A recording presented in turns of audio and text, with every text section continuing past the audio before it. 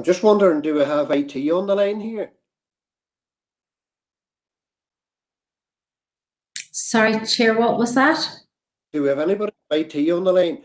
I see messages coming in, but they're not coming up in my chat group, so there isn't. Yeah, I think Paul should be on the call as well, I think. Aye. Paul, are you there? Just when I go on the chat group, the ones coming in saying they're here, I'm not getting Yeah, it. we're here. Just when I go on the chat group, the ones coming in saying they're here. Yeah, we're here. Just when I go on the chat group, the ones coming in saying they're here. Yeah, we're here. Yeah. I don't hear any of that.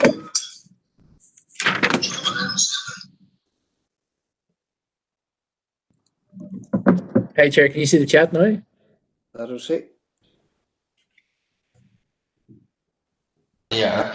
See, yes, it's here, yes, but I'm not seeing anything else. It doesn't give you the numbers or names or anything, so it doesn't. Leslie Ann's there. Yeah, there's Anne's here and Paul's here. But see, if you click on Yeah. view, you should be able to see participants there. But you have 26 participants at the minute. Yeah, I see chat. Yep. John Boyle has come in there. Yep, must be working now. Yeah, great. Okay. If you, I think let us know. Okay, Chair, if you want to let me know when you want to start, then. I think members will make a start. Welcome everyone to the meeting here today, and we will start with the notice of summons of the meeting. Karen. Thank you, Chair, and good afternoon, members. To all members of the Environment and Regeneration Committee, you're hereby summoned to attend the monthly meeting of the Environment and Regeneration Committee to be held remotely on Wednesday, the 14th of October, and I'll take the roll call. Councillor John Boyle. Here. Yeah. Councillor Tina Burke. And Shaw. Councillor Sean Carr. Here. Alderman Maurice Devaney. Here. Councillor Angela Dobbins. Karen. Okay. Councillor Mary Durkin. Shaw. Thank you. Councillor Stephen Edwards. Here, Karen.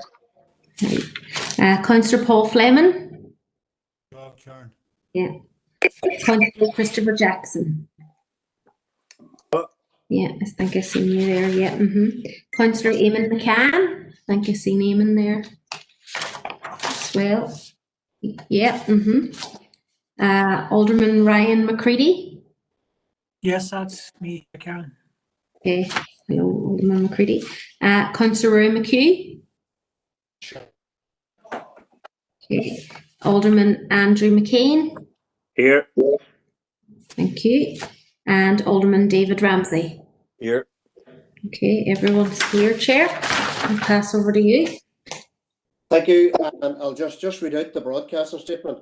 I would like to remind everyone who is in attendance that this meeting will be broadcast live via the Council YouTube channel and will be available for the viewing of the public and media. The broadcast will also be available for repeated viewing at a later date. This broadcast may be terminated or suspended in accordance with Council protocol. By participating in this meeting, you are consenting to being filmed and for the use of storage and those images for broadcasting or training purposes and for the purpose of keeping historical records and making those records available to the public. A copy of the Council privacy notice may be found on the Council website. So we will move into declarations of interest. Any declarations of interest?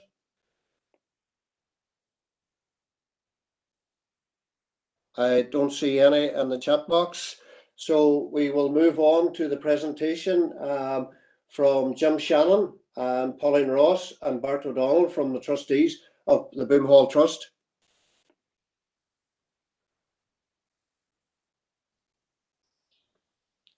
Thanks and welcome. I don't know, Jim, I know you're on the line. I'd seen you there. I don't know whether you want to start off before we try and share the presentation.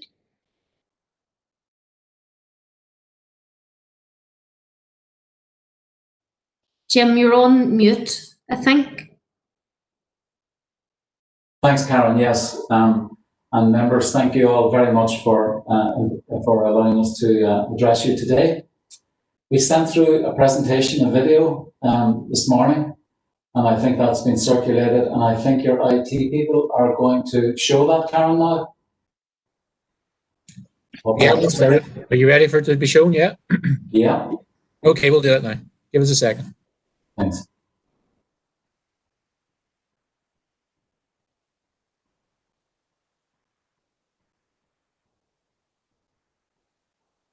Hello everyone. I'm sorry we can't be with you in person due to circumstances I'm sure you'll understand. So we're here today really to introduce Boom Hall Trust. We believe that Boom Hall is an undiscovered jewel. We are committed to the restoration of Boom Hall to bring it back to life for our children and our children's children. We are an experienced, locally based team with external expert advisors. Good governance is essential for us, and so we are a registered company limited by guarantee, and we are registered as a charity for tax purposes. Our trustees are me, Jim Salmon. I'm a local chartered surveyor in private practice with extensive experience in development and construction, and I've been involved with the Wall City Partnership as an active member right from the start. Well, Pauline Ross needs no introduction. In 1992, she founded the Playhouse Theatre at Artillery Street with just £300. Later, she restored the building at a cost of £4.6 million, and today the Playhouse has an audience of over 15,000 people per annum, with over 150 shows each year. Professor Alistair Owen was Slade Professor of Fine Art at Oxford University.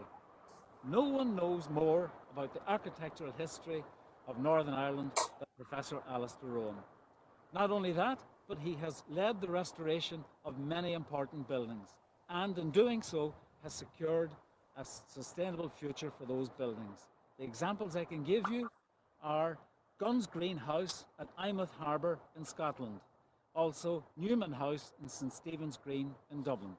Karen Latimer. Karen was chairman of Hearth Housing Association, and Hearth were responsible for the restoration of the stable buildings at Sion Mills. Karen is a trustee of the Architectural Heritage Fund and a member of the Ulster Architectural Heritage Society. She is a member of the Irish Landmark Trust and the Historic Buildings Council of Northern Ireland, and she's been involved in the restoration of many historic buildings. In addition, she's been an international judge for building design competitions in Europe, Australia, and in China. She is a powerful advocate for Boom Hall.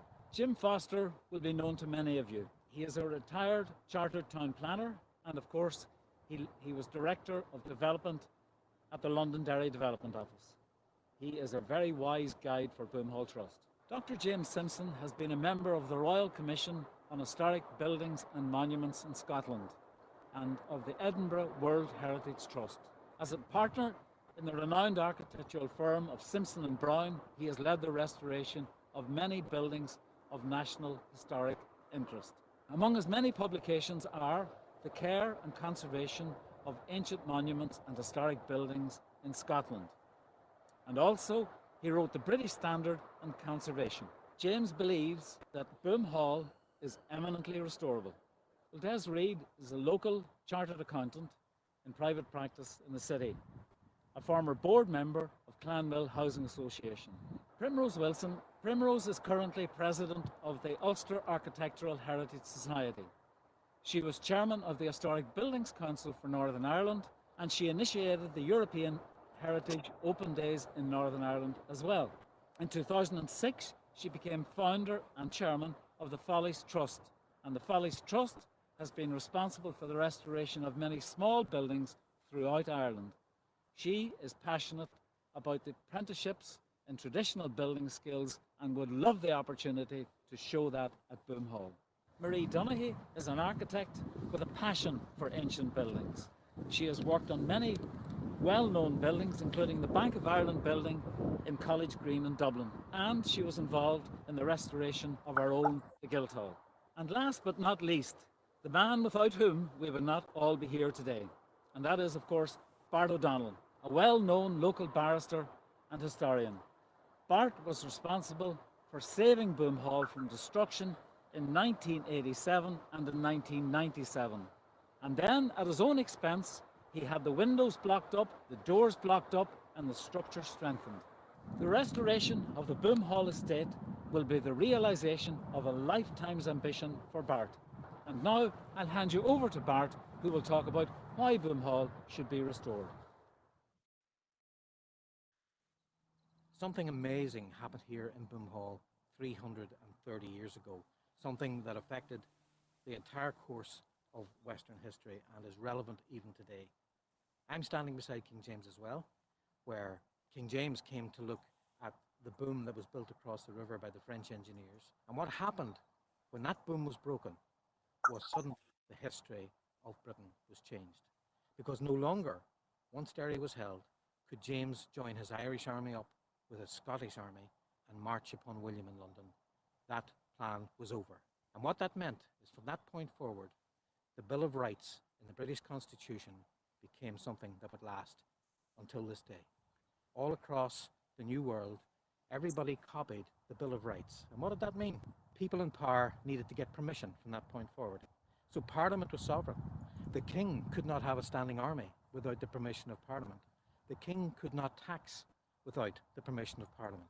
This place also has a significance because during the famine, the house was sold by the Alexanders in order to raise money to help people who were starving to go to America to start new lives, to build new houses for them, and to build a hospital for the sick down in Culloden.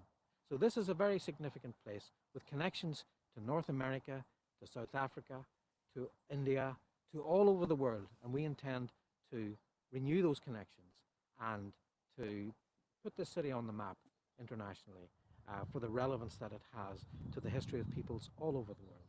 Environmentally, Boom Hall is a very special place. It's beside the Bay Road Nature Reserve, and we would advocate that the reserve is extended into Boom Hall and that this land is managed as a nature reserve. The Woodland Trust has designated this as an area of ancient woodland. Over 25% of the veteran trees in the city are in this place. There are some very special trees that are over 400 years old here. And because this site has been untouched for so long and has remained in a pristine state, you have 6 species of the 7 species that are of bat that exist in Northern Ireland are on this site. This is a very rare thing. These are protected species. And the reason they're here is because this site has been undisturbed. And we intend to keep it that way, not just for the bats, but for the otters, for the red squirrels, and for the many other creatures and plants and species that have been able to survive on this site because it has been run in a very environmentally friendly way for such a long time. The UK National Ecosystem Assessment for Northern Ireland has identified urban spread and the change of land from rural to urban as one of the biggest threats to biodiversity. And that's why it's extremely important that we keep this piece of green land in an urban setting free so that it can develop and preserve the biodiversity that is already here. The approach of Boom Hall Trust is progressive conservation, keeping the best of what we have. It's not redevelopment of a site that has got an awful lot of richness in it that could be destroyed by that redevelopment. We're talking about conserving what is good here and keeping it as best we can. To appreciate just how important a piece of architecture Boom Hall is, you just need to take a look at the map of Northern Ireland and see where the heritage properties are, the National Trust and the Landmark Trust properties, and you can draw a line from Coleraine through the Sperrins and down to Omagh, and there are virtually no heritage properties open to the public. Not only is it significant from that respect and rare in that respect, but we know from our investigations that the house now appears to have been designed by an architect called Robert Taylor, who was one of the most important architects in Britain during the end of the 18th century. What's significant about Boom Hall is that this appears to be the only house that can be attributed to him in Ireland. He was significant because he was the man who designed the Lord Mayor of London's coach and also was responsible for designing the Bank of England. Boom Hall is one of the purest examples of neoclassical architecture which has been unsullied by future alterations. And for that reason, we believe Boom Hall is an extremely unique and rare piece of architecture, and we commend the Council for its recent call to have the house listed. And now I'd like to tell you about Boom Hall Trust's offer. Our offer is sustainable, realistic and collaborative. First, we offer to restore Boom Hall, and that means the house, the stables, the wall garden and the parklands. Secondly, public ownership. Boom Hall Estate will remain in public ownership and will be used for the benefit and enjoyment of local communities now and in the future. The council will not lose control of Boom Hall. Thirdly, the scheme will be funded and phased so that the restoration is carried out in a way that doesn't overburden the council with capital expenditure or debt. Fourthly, not-for-profit. Boom Hall will be run on a not-for-profit basis, and any profits will be reinvested directly back in to Boom Hall. There will be no franchise-related entrance fees. Fifthly, sustainability. Our offer is realistic and sustainable economically, socially and environmentally. And last but not least, it's partnership. Boom Hall Trust will work in genuine partnership with the council and with local communities. We offer our knowledge, our expertise and our partnerships at no cost. There will be full transparency in all our dealings. And now I'd like to hand you over to Pauline Ross, who will explain how Boom Hall can answer the many needs of our community. We will develop an integrated education and learning programme for all. We will create for the Northwest the gift of the biggest hands-on outdoor classroom, all 30 acres. And learning by doing, by having fun with all our programmes that will be devised and developed in partnership with our health and educational experts. A sanctuary for healing and wellness, peace building and an open-air art studio for everyone, and only 10 minutes away from the historic walled city. A recent Queen's University study concluded that 75% of children spent less time outdoors than prison inmates. And the World Health Organization claimed that there is currently a global epidemic of childhood inactivity. After decades of decay, it is still standing, primed for restoration to play its part in all our futures, for the health and well-being of our people and our communities. 18th century poet Alexander Pope in a poem writes, "In all, let nature never be forgot." Sir Ken Robinson, friend of our city and sadly recently departed, said that children and young people need both physical activity and creative activity. In Northern Ireland, there is an epidemic of emotional trauma. It feels like everyone is hurting, with many communities and individuals trapped in their thoughts and emotions. The suicide rate in our young is heartbreaking. Our children and young people deserve better, deserve a brighter future than the darkness that we as adults live through. Working at grassroots, we will develop a local, national and international programme in arts and peace building. Within the shared space of Boom Hall, we can face our past and former enemies to imagine new futures together, built on peace and prosperity.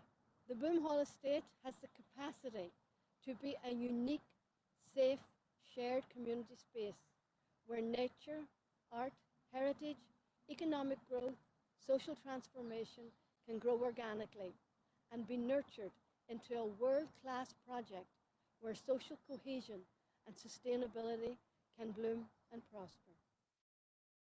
The Boom Hall story is laced with international historical connections, and we will use these to inform our vision and our projects.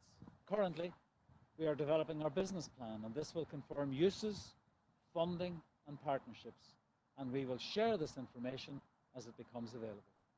So in conclusion, Boom Hall is to be restored and it will remain in public ownership. Boom Hall Trust offers exceptional expertise and knowledge in the area of sustainable regeneration. Boom Hall itself lends itself to multiple uses and benefits with potential positive impacts across a whole range of beneficiaries. Our business case is founded on community need and is linked to the council community plan. Seed funding has already been secured from leading conservation and social welfare funders. We have a once-in-a-lifetime opportunity to bring Boom Hall back to life for future generations.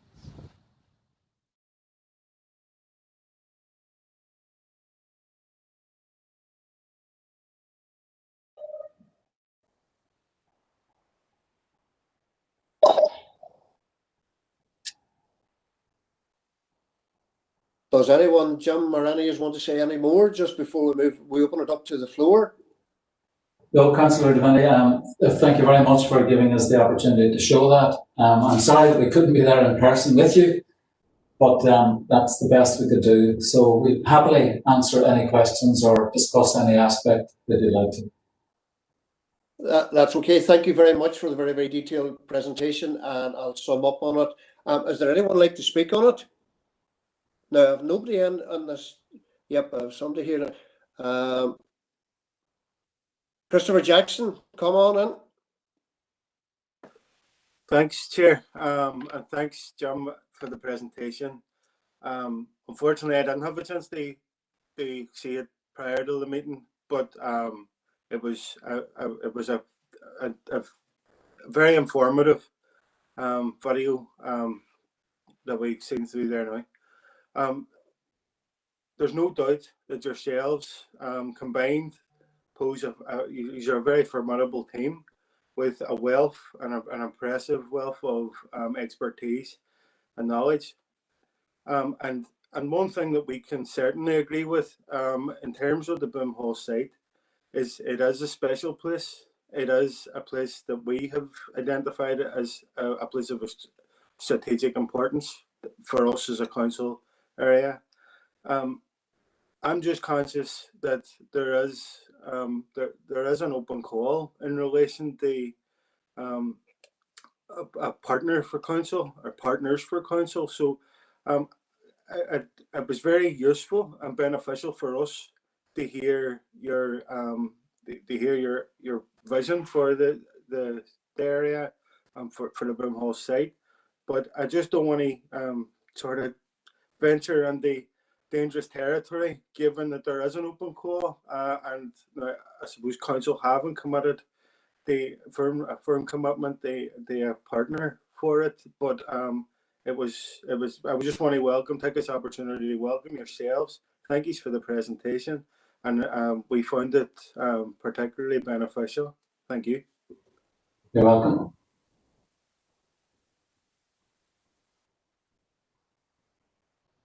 Councillor Jackson. Councillor Carr next. Thank you, Chair. And just come on to welcome the delegation and thank them for the presentation. Obviously, it's exciting that we can restore the building to its former glory, because it would, as I said last month, it would be a pity to see such a historic building disappear.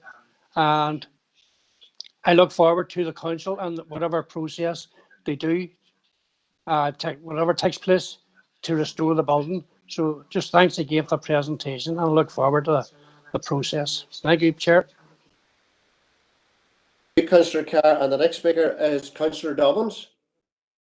Thank you, Chair, and I'm sorry, my video, I don't know what's wrong with it there, but I would like to thank the gentleman for that presentation. It is an area which is very close to my heart, and I've always been saying that this area should be developed to its full potential. I would like to ask the partners there, one of your slides did say partnership, and I was wondering, because there is obviously ideas for that land from other avenues, would there not be like a joined up, would you be interested in maybe a joined up approach with other companies, to bring that area of land to its full potential for the benefit of the city? Thank you. Thank you, Councillor Dobbins. And what we will do, there's a number of other speakers. There is 1, 2, 3 more speakers. And what I will do, I will come back to the group then and they can answer the questions. So the next speaker is Councillor Boyle. Thank you, Chair. Hi, Jim, Bart, Pauline, nice to see you all again, albeit virtually. Just to say again, just to thank you for the presentation. I did get the chance to view the video earlier, and that was certainly useful. Passed it on to us in the event that there were some IT difficulties here, but thankfully that didn't transpire. I am very, very genuinely interested. As someone who has very personal interest in history and background of our culture and architectural heritage and the improvement of facilities in this regard is again something I think some of you will, if not all of you, will know that I have an interest in. Again, Jim, as you'll know, I've sat on the Wall City Partnership Board along with yourself over the years. No requirement for a declaration of interest in relation to that, but just to say that clearly anybody with any knowledge of the history of these islands will know the importance and the significance of Boom Hall, that particular location, and obviously how it did change not only just the history of these islands, but actually European history and perhaps even arguably world history of its time, because so much was indeed predicated on that Bill of Rights that came directly out of that afterwards. So I am very interested to see that you believe that this building can be restored. I do have a question in relation to that, and that really is probably down to pounds, shillings, and pence, and what kind of estimations you believe it would. Well, what's the quantum ultimately for the restoration of a building of this sort? I don't imagine it would come cheap. As others have also alluded to, clearly there is an open call process that council are now engaging into, and indeed if it's not known to you, there is a paper coming up in relation to that later on in this particular meeting, and I suppose in effect I wouldn't want to be predetermining any outcome, but what I would want to say is I wish you well. Yes, I do believe that partnership working across the board with very different partners is something that we should all be considering as we go forward, and I particularly welcome the idea that whatever happens in your plans, the estate would remain in public ownership and the ownership obviously of the City and District Council. And again, there are opportunities there too for apprenticeships and all of the various different skills that are required in restoring buildings like this. So look, I can see you have thought this through, the educational opportunities. That was all very brief, but I know and I can see the potential that you believe is there, and I wish you well with it. So again, thank you very much. But again, it comes down to pounds, shillings, and pence. That's something I'm sure we'd all be interested to hear. Thank you. Thank you, Chair. Thank you, Councillor Boyle. The next speaker in is Alderman McKeon. Thank you, Mayor, for letting me in. And could I just congratulate the panel on the presentation. A very informative presentation and a wealth of expertise and knowledge, obviously, there. And topical. But no, just to welcome the presentation and thank you very much for it. I would concur with Councillor Boyle. Obviously, that the pound, shilling, and pence is the big issue, but history is vitally important, and we are lucky to sit on a council with such history, such a beautiful city, Wall City, and the history there of Boom and Hall and all that surrounds it. And I think it was said in a previous presentation, these buildings, once they're gone, they're gone. And history, there's a saying in history, you have to know where you've been before you know where you're going. And I think it's important that we remember where we've been as well as where we're going. And thank you very much for the presentation. And I hope that the building is restored to its former glory. Thank you. Thank you, Alderman McKeon. And the next speaker is Alderman McCready.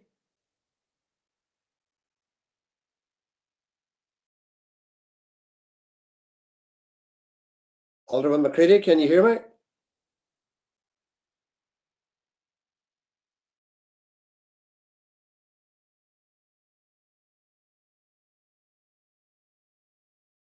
Alderman McCready, can you hear us? Nope. I can come on, Chair, if you want, on behalf of our party. Can you come in? Thank you, Alderman Ramsey. Don't know what happened with Ryan there. Must be a signal. Yeah, we welcome the different ideas that's coming forward for Boom Hall site, and yes, I think it's well enough explained how important it is for world history, never mind local history. And we do hope that there will be a joint up approach in this going forward. We're talking about council plus partners, not just a partner. So, it would be good if we can get something formulated that will enhance that area, both like in history and in present. And there's no doubt about it, this group here, thank you very much for the presentation, have that, are experts in the historical aspects of that area. So we look forward to this move forward, and I'd like to thank you again for a good presentation. It was. Thank you. Thank you, Alderman Ramsey. And I have Councillor Mary Durkin.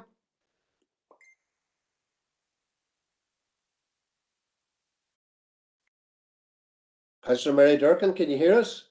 Sorry, Morris. No, I was just thanking. I just right, thanks to the delegation that just recorded the thanks there on chat. I don't want to say anything.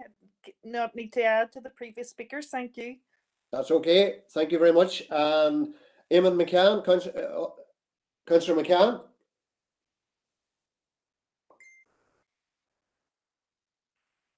Councillor McCann, are you looking to come in?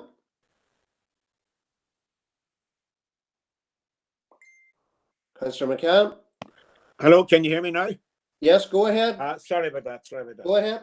No, I just wanted to emphasize and underline something very important that's been mentioned by a couple of people, and that is to say that when you bring up Boom Hall and the history surrounding it, you get a different perspective on life on this part of the island than you would sort of from day-to-day coverage sort of our problems and the issues that the contemporary issues that come before us.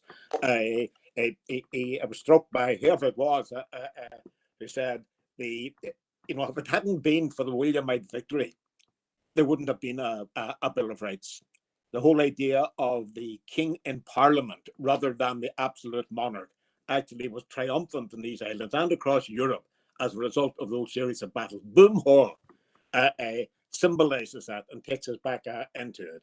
If in the future it can have, as I'm sure it will under the leadership of the people we've talked to, if it takes us back into that history, what it will do, if it's an historical explanatory site or whatever you would call it, a sort of there, it will bring to the attention of everybody in a very concrete way sort of that our history is far more complicated than is often presented. It's not true sort of that the orange side, if you like, was irredeemably backward with it, and that the green side was consistently progressive in terms of European politics. In the broad sweep of European politics, sort of we see our issues sort of very differently from what they are seen as today. And I think that's all to the good. And I hope not only that all the plans sort of the committee that we've spoken to, Mr. Sabin and the others, and Pauline, I hope when their plans come to fruition that it will be possible to use Boom Hall to reassert the truths and the complications, uncomfortable to some, and all those complications in our history, which we ought to be aware of, and which we can show us all in a different light in relation to one another. Thank you. Thank you, Eamon. And there is no further speakers, so I will hand back to the deputation. I know there's a few questions we're throwing on there, so I'll hand back to the deputation to answer them. Thanks, Chairman. I hope I've noted all your questions. Councillor Boyle and Councillor McCain, I think, were interested in pounds, shillings and pence. And of course, we did say in our presentation that we would not expose the council to unnecessary risk or debt. And clearly, there's a capital cost associated with the restoration. The beauty about our group and working with the council is that we can apply for grants that the council can't apply for because they're council. The council can apply for money that we can't access because we're a private group. And together we can apply for a different set of funds. And because we've got the expertise and the experience that we have, we will know how to make those applications because a lot of our members have been involved in such applications before. The cost is in single millions. It's not multiple millions. It's not in tens of millions. At the moment, we have employed a group called Venture International to do our business plan. And they're working through this at the moment. They're working through options. But most importantly, they're talking to community, people in the community right across, just not in the city, but in Northern Ireland and outside as well. So we're trying to get as much information and opinion into this that it addresses the real issues, the issues on the ground, the issues that are mentioned in the council community plan, that we actually work. That's when we say we like to work in partnership. That's what we mean. We don't want to duplicate effort. We don't want to miss people that are really in need. That Pauline has talked about, people with mental health, our young people, all of that. We must bring all that together. And Boom Hall, this is the beauty about Boom Hall, that the range of and potential of uses that Boom Hall presents. Our issue is really going to be narrowing that down and funneling it into the priorities. So the capital funds, we believe we can find. We know that in a post-COVID world, this world of funding has changed, but it will change in a way to address our priorities, which is community need. And so I think this word sustainability, social, environmental, and economic, when we put all those together, that will help us access funds. So that's the capital funding. When we then get on to running the Boom Hall, clearly there's another risk there for the council insofar as that if it doesn't wash its face, the council are presented annually with bills to run Boom Hall. Nobody wants that. So in working through our business case, we will be testing each of our options to see that they're robust and we will test them rigorously to make sure that we start off on the right foot. We start off in a programmed way where we can measure how we go along. We are conservative by nature, but we're ambitious as well. And so in looking at the whole business case aspect, you can be assured that we will look at this, using all our expertise on our board and also working with people in the council, because clearly there's a lot of expertise there. And I think together we can do something really special here. So that was one of the questions. The other question then I think was from Councillors Dobbins and Ramsey, and they were asking, could we? Well, in fact, the history of our group and their group, we were working together at one point, and then we diverged because our objectives are completely different. Our objectives are rooted on this site, and the history and the value of this site to our community is absolutely key for us. We believe from what we hear that the other group, are involved in a number of sites or want to be involved in a number of sites anyway. And also we think that their proposals are suited to a greenfield site. This site of Boom Hall is something very special. It's unique, it's authentic. As Eamon McCann said, it really begins to tell the story of Derry in a different way. And it's something that we can all learn from and something that will help propel us into the future together and with a different understanding of where we've come from. So we will certainly work with all community groups that are in need, and we'll work with the council, and we'll do our best to address the needs that are in prior need. So I think those were the questions that came up. If there are others, Bart and Pauline will help me here with some of these answers. Pauline, would you like to add anything, or Bart? It's just over my last 30 odd years, originally with the council as the city's arts education officer, we have built up tremendous partnerships and collaborations with both the statutory bodies and community organisations and groups. And the potential of the Boom Hall site, as I said, to be the biggest gift of a classroom, a diverse classroom for everybody, for our able body or special needs. have a particular interest in mental health, and of course in our arts and peace building program, which over near 30 years now has become meaningful, I think, for other people who are studying conflict resolution, and how arts and theatre in particular can help that process. I think one of the things that really excited us as well was the link to America and to Europe. But in the American interest, the first American consul lived in Boomhall.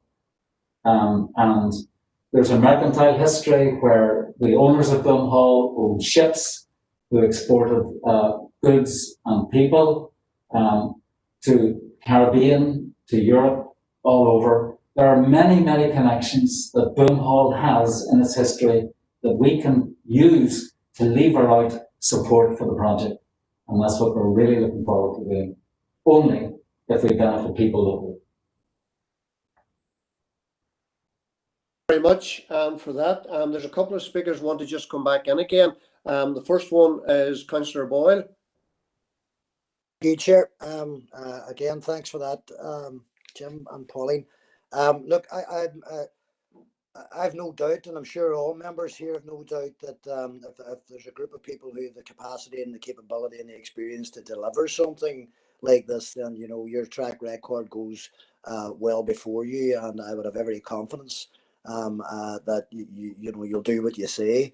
And again, that I don't want to predetermine any outcomes here, and I certainly am not interested in doing that. My interest is in making sure that whatever is delivered on sites like this is delivered in the best interests of the people of this city and district, irrespective of who they are or where they come from. I was just curious in relation to the fact that obviously, clearly, the elephant in the room here is there are a couple of competing interests in terms of developing the site. So would it be your view that you couldn't marry the two, successfully marry the two? That's my question. I think, should I answer, Councillor Delaney? German? Yeah. I think, Councillor Boyle, we have explored that with the other group, the competing group. And I think, we're on two different tracks, really. Ours is a not-for-profit organisation. We are conscious that there are a lot of statutory regulations around this site that will involve planning permissions and various protections to protect the unique nature of the site. All of those already exist. And so our proposal will work within that framework. We will not be in conflict with the various planning laws and regimes that are there, and in fact will come in the new planning framework. I think our vision for the site is it's different. Our vision is really rooted in the people and in the site. It's not really a fun park. It's not really going to be something that's going to be tens and tens of millions of risk, expecting hundreds of thousands of visitors to come here to that site in Boomhall. We're thinking about the access. How could you even cope with access there of that roundabout? Ours is a gentle solution. It's a solution that will sit well with the hospice.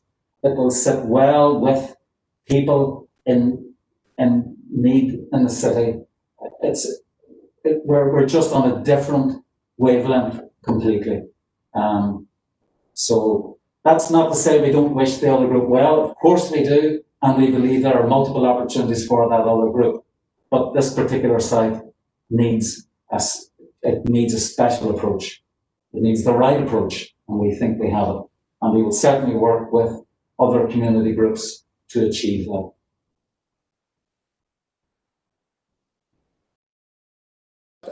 Just invite Bart. So is it okay if I say something, Mr. Chairman, at this stage?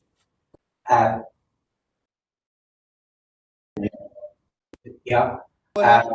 Yeah, Mr. Chairman, our approach is that this is a consultation process. We are discussing this with everybody. The best thing that can happen for Boom Hall is that it's useful to the people of this town, and it's up to the council own it. It's for the council ultimately to make those decisions, and we're part of a consultation process. So we will talk to anybody, and we have talked to anybody who will talk with us. So we're not predetermining anything. What we're trying to do is to bring a very well-formed and well-backed proposal to the people of the city through the council, and that the matter will be decided by the people of the city, not by us in particular. All we can do is put our best foot forward and hope that the sense of what we're saying will be understood by the people of the town. And we also believe that there are a lot of proposals put forward, and some of them can be well accommodated in other places in the town. And we have no difficulty with that. But it's up for the people of the town to decide what they want to have in Boom Hall, not us as a group in particular. So that's the approach we should be taking. So I hope you understand that that's why we're coming to you today, to introduce ourselves and start that process. So who knows how it's going to end up? We'll see once that process has worked its way. And it's also something that can happen over a period of years as well. It's not all going to happen in one day. So I think we should take our baby step and keep our minds open and discuss it with each other. And I think that's the approach we as a board would like to take. Thank you. We have one councillor left to speak. Councillor Dobbins, do you want to come back in again? Yes, please, Morris. Thank you. Thanks very much, gentlemen. You sort of half answered my question. Look, as Councillor Boyle had said, the interest of the city and district is in our hearts, and in particular that wee pocket of land. But that land actually joins a river, and in my eyes, and I'm always shouting about this, that river is not used or utilised to its fullest potential. And whilst I know that it seems to be all pointing to one other group, there is other groups, as in the plural, interested there. And if I was going into Dragon's Den, I would like all the dragons on board, with their own strengths and their weaknesses. And I can very much hear your passion for the actual hall itself. So therefore, I am slightly disappointed to hear sort of like a reluctance, gentlemen, to enter this joint up approach in partnership, with any of the other groups that would be interested in that area. And I for one would rather see a mixture down there, and not sort of putting it out there that I do share your passion for that hall. When you go to Sligo and you go into Countess Margaretvich's, what they've actually done to that hall and the gardens is absolutely fantastic, and we need something like that in Derry. So I'm behind you on that, but I do say that maybe if there was more scope put out there, with the other groups that would have ideas and bring this area of Boom Hall and its estates, definitely, and the river, to its full potential, so that the people of this city and district would be proud of something that is there historically and full of imagination. Thank you, gentlemen. And Karen Phillips wants to come in just before we wrap up.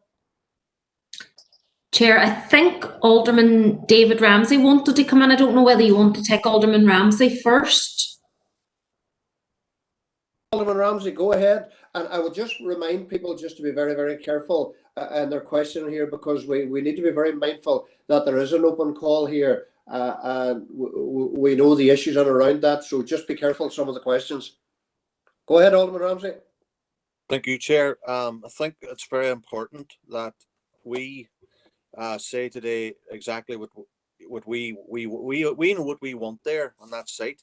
Council, and this is for obviously the general public, that we have now got protections in place that no matter who tenders for this, they will all have to be looking to do the same thing that we want. And one of the very important things to do that site is that the Boom Hall, the history, everything is protected. It's just that in case people think that somebody's going to come in there and they're just going to totally railroad through everything that the people of the city want, that is not going to happen. Council will make sure that everyone has a responsibility, attenders for that site, that the Boom Hall and the history is part of the whole the whole development. That needs to be made clear here today, because this is world history, and the group that we have here today, the Boom Hall Trust, fantastic. There's no doubt about it. Their passion, and this is world history. This is excellent going forward. But it's just so everyone out there and the public knows that council, we're making it clear, and that this will be protected, this site, and the history of this site will be protected. And that's basically what I wanted to just say. Thank you very much, Chair. Thank you, Alderman Ramsey. And I think that's Karen, you're looking to come in now. Yeah.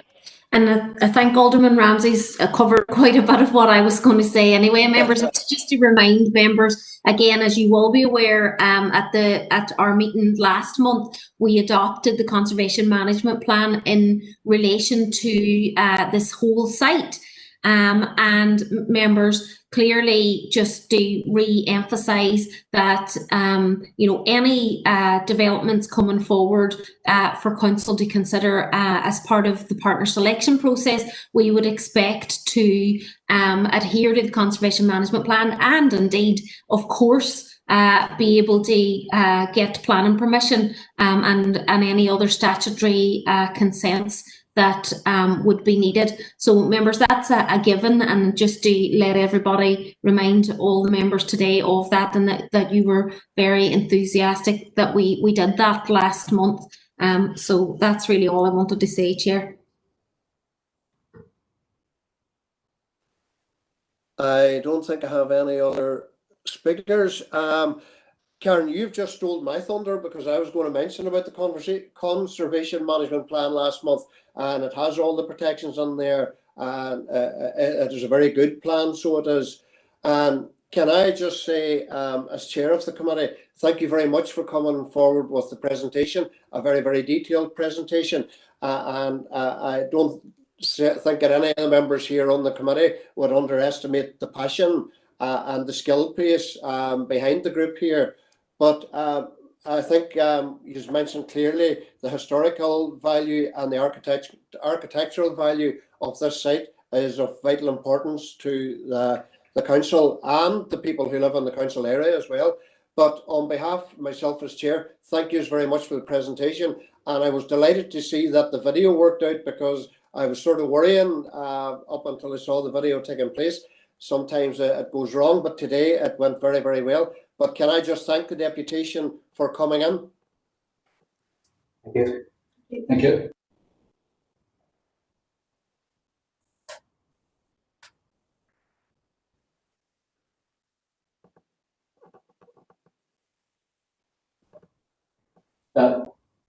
Just from a point of view of Boom Hall Trust, just to thank you all for listening to us and for the opportunity to present our story to you. And so thanks from Bart, thanks from Pauline, and thanks from me. Thank you. Thank you. Bye. And thank you very much, all. Bye-bye. Bye-bye. Bye.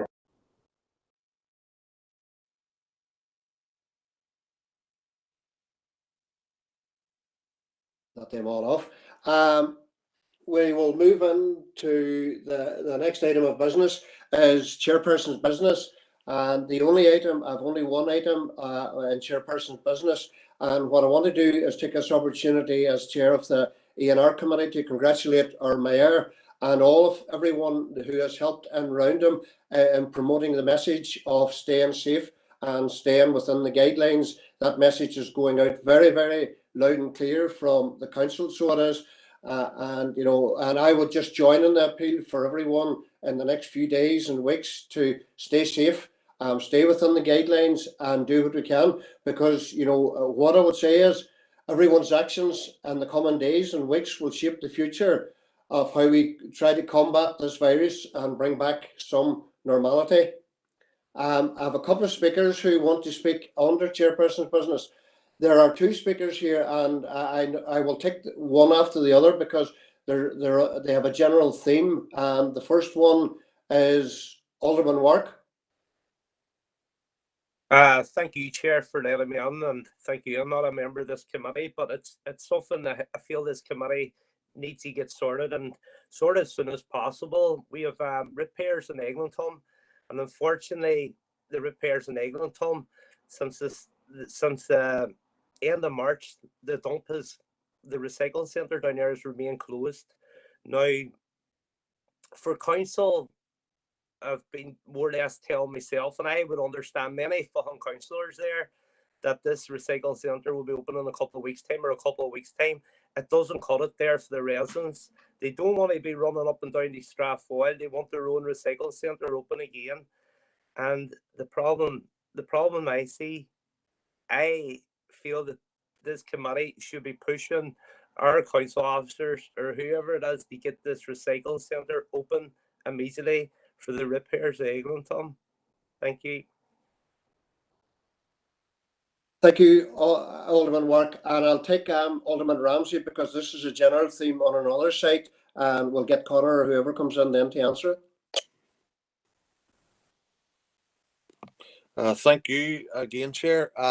Yeah, mine's is about the Glendermot recycling centre.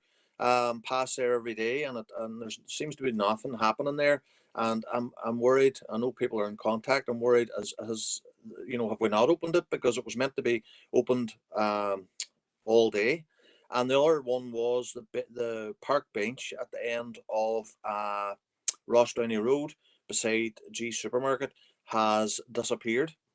And I would like council to find out who would be responsible for the replacement of that. Thank you. Thank you, Alderman Ramsey, for that. And just an echo on Alderman Wark's issue about Eglinton, I think most of us are aware there have been protests down there at the Eglinton site, and most of us got emails regarding that. So I think it's Connor that's going to take this one. It is, Chair, and thanks for that.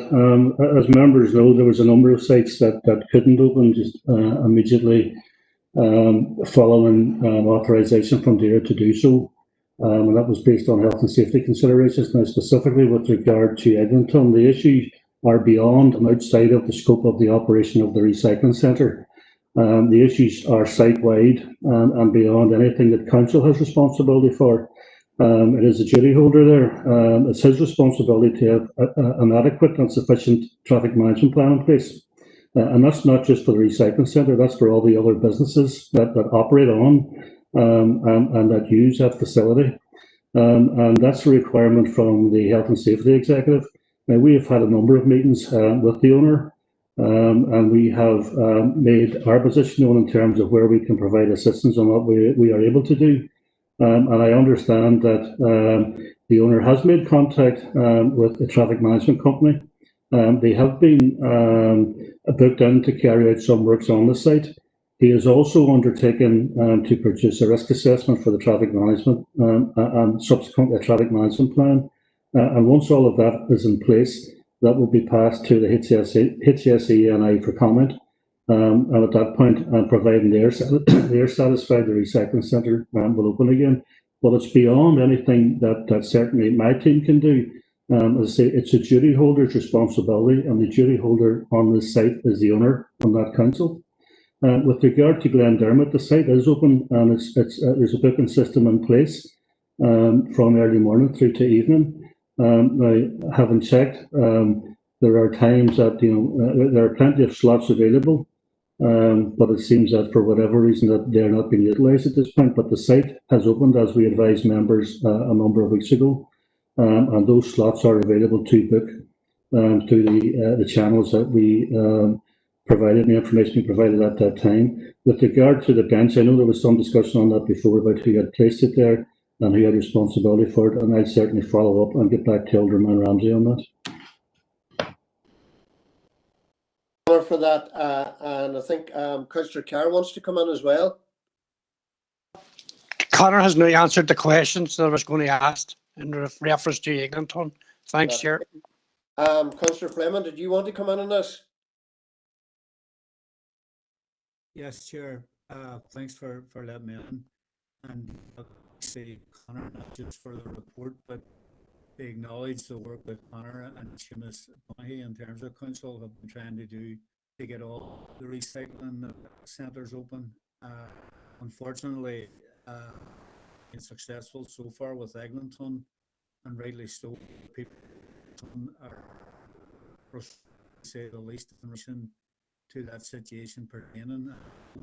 Connor out a number of scenarios there in terms of trying to get Eglinton move forward, but I just would put forward as well that if council need to, Connor should support the committee in this, as there's a real amount of money that may move forward, and we should give our users the wherewithal to take that step in terms of ensuring that this opens as quickly as possible, because it has taken a fair while to get to where we are.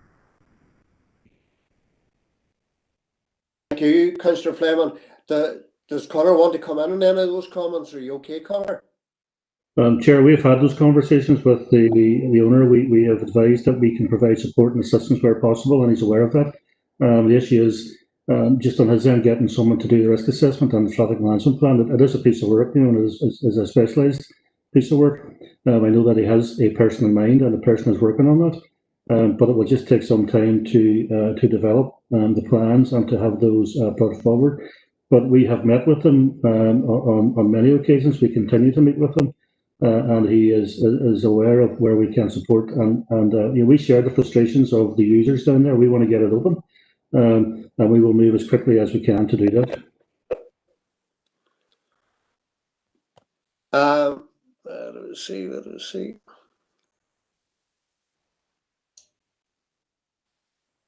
I think it was Alderman Wark, Chair. That's right, Alderman Wark. Yep. Thank you, Chair, and thank you, Connor, for that there. But obviously, there's the full risk assessment and stuff here, basically, and the traffic management council's looking for. But the fact is, this owner has more or less provided this site to council for quite a long time, and obviously for a very minimum amount of money. And obviously, the fact is, should we be stepping up the mark here and get this traffic management system in place and risk assessments in place and get this site open as soon as possible. Now, I was hoping this site would have been open months ago, and I know for a lot of all the Fulham councillors on here, they were thinking the same. And I know you've been trying your best, but I can't make a proposal here, but I would be happy somebody in the Environment Committee could make a proposal that would cover the cost for this traffic management assessments and get it more or less get this site open as soon as possible. Thank you, Chair.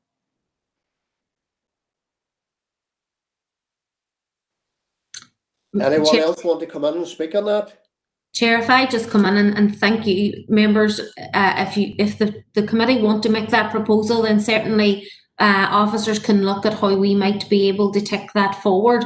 Obviously, in consideration with our finance department and any of the current situation that obviously we're in. So. Hello, Chair. Who's looking to come in? Chair, it's Paul Fleming. Chair. Yep, come on in, Paul. We made that proposal, but if it's not clear enough, then I won't proposal. Demanded council officer to meet the cost of the traffic. Paul, you're breaking up there on me, so you're.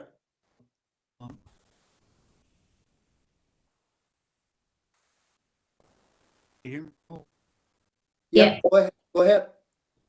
Sorry, referring earlier on, and I thought I'd made that proposal, but I would make that proposal that the committee mandated council officers, if there's a relatively small cost to get this impact assessment done to ensure that this site opens as quickly as possible. give that mandate to officers. Chair, I'll second that, John Boyle. So it's been proposed and seconded that council go away and see if there's a nominal fee for the opening of this recycling centre in Eglinton. Is there any objections to that?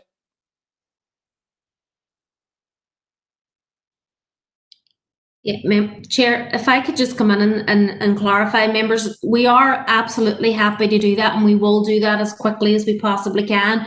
But members, just to re-emphasise what Conor has said already, that obviously there has got to be the traffic management plan and risk assessment carried out, possibly then some works that may come out of that in terms of lining out, etc., and the way in which it operates. And then that would then have to go to the Health and Safety Executive for their consideration and approval. So it's not as if we can just say, here we are, we'll do this week and it'll open straight away. That's unfortunately not the way these things work. But as I said, and what Conor had said earlier, we will take this forward as quickly as we possibly can. Thank you, Karen, for that. So what you're saying, you will take this forward with the recommendation on mind that has been considered here today, the proposal that has been proposed and seconded. Yeah. Everyone happy enough for that? The next person under chairperson's business is Alderman Kerrigan. Are you online?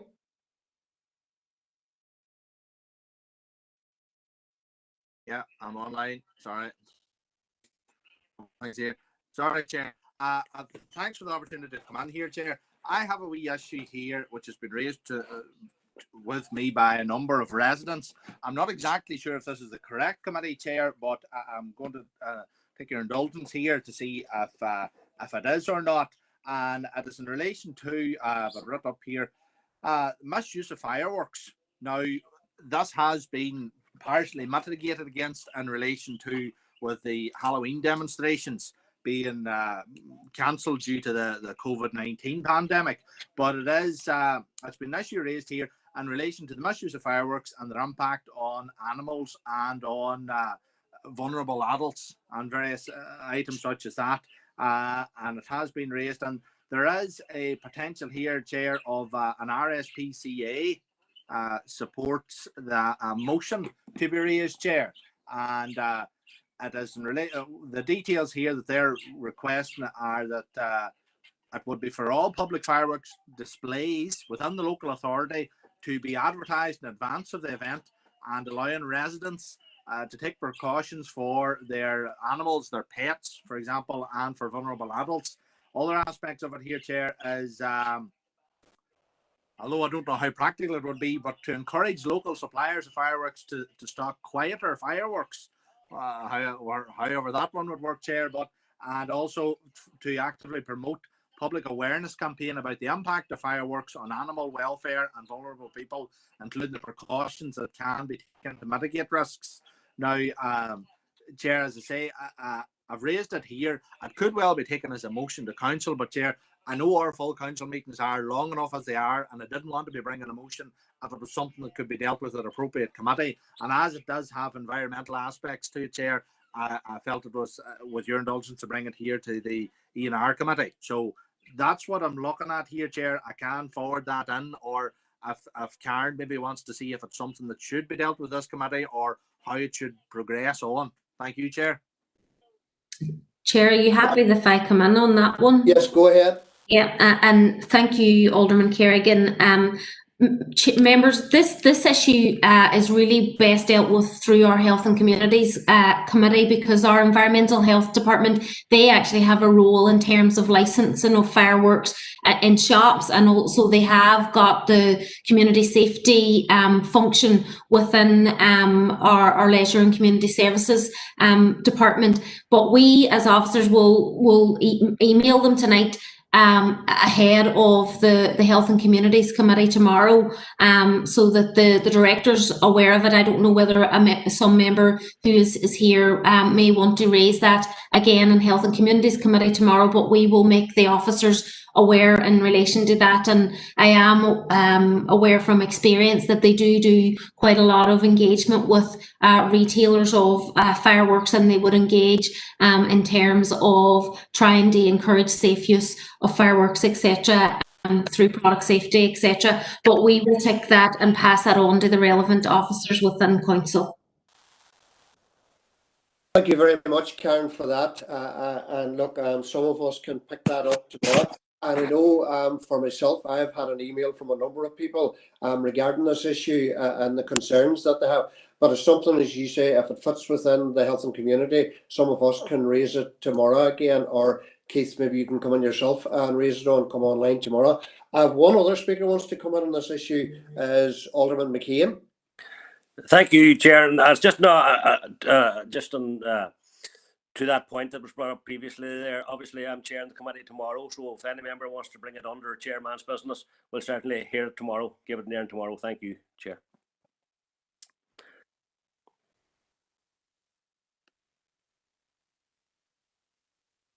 Chair. Councillor Stevens. Thanks, Chair. Just let me in. Just to comment on myself and Alderman McKeon met with the PSNI, I think it was last weekend, raised this concern, and they can only do what they can. And patrols, there's fireworks being let off, especially in Say Mills and the Glebe area, residents and livestock, as Councillor Kerrigan or Alderman Kerrigan referenced there, Chair. So I do think it is important that Council does all it can do to try and help out with this, because it's going to get it's just going to increase as we head up to Halloween. So happy to support it as well in health and communities tomorrow. Thanks, Chair. Thank you very much for that. I think that's everything under Chairperson's business that I have. The next piece of business is to confirm the open minutes of the A&R committee meeting held on the 9th of September, pages 11 to 32. For accuracy, any issues of accuracy? Chair, I'll propose them for accuracy. John Boyle. And do we have a seconder? I'll second that. Alderman Ramsey seconded. So happy enough then that we move on into any matters arising out of the minutes.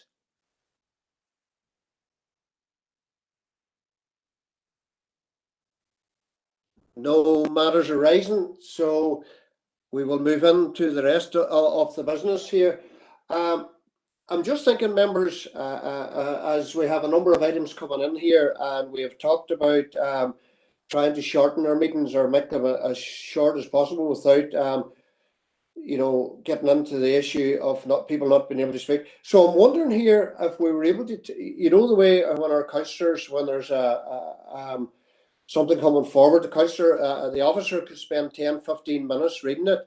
Are we happy enough to take them as read and bring whoever wants to speak in on them through every item? Now, I will go through every item, but if somebody wants specifically to one read, we can do that.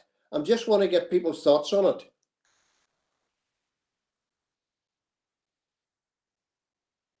Can I come on there, Chair? Yep, come ahead. No, I think to be honest, that's a great idea, because at the end of the day, everyone's meant to read before the meetings, and there's sometimes I feel sorry for the officers because of the much reading they have to do, and it's just repeating what we already have went over.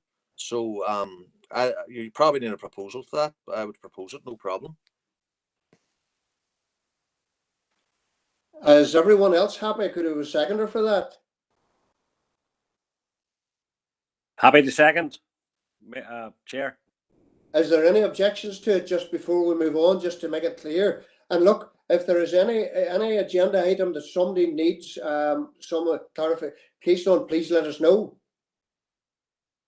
So we'll move on. Chair, Go ahead. do you know what, Chair? I'm not sure if it'll work or not, but I'm content to try and see how it goes. Trial and error, John. Trial and error. Trial and error. We'll move on to item 9, the notice of motion. It was brought forward by Councillor McKinney.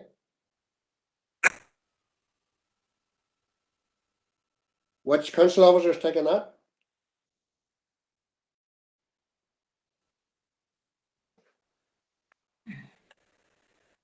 Hello, Chair. Sorry, I don't know whether Councillor McKenna is here, and I would presume Councillor McKenna might want to move his notice of motion if you're happy with that. Fair point, yep.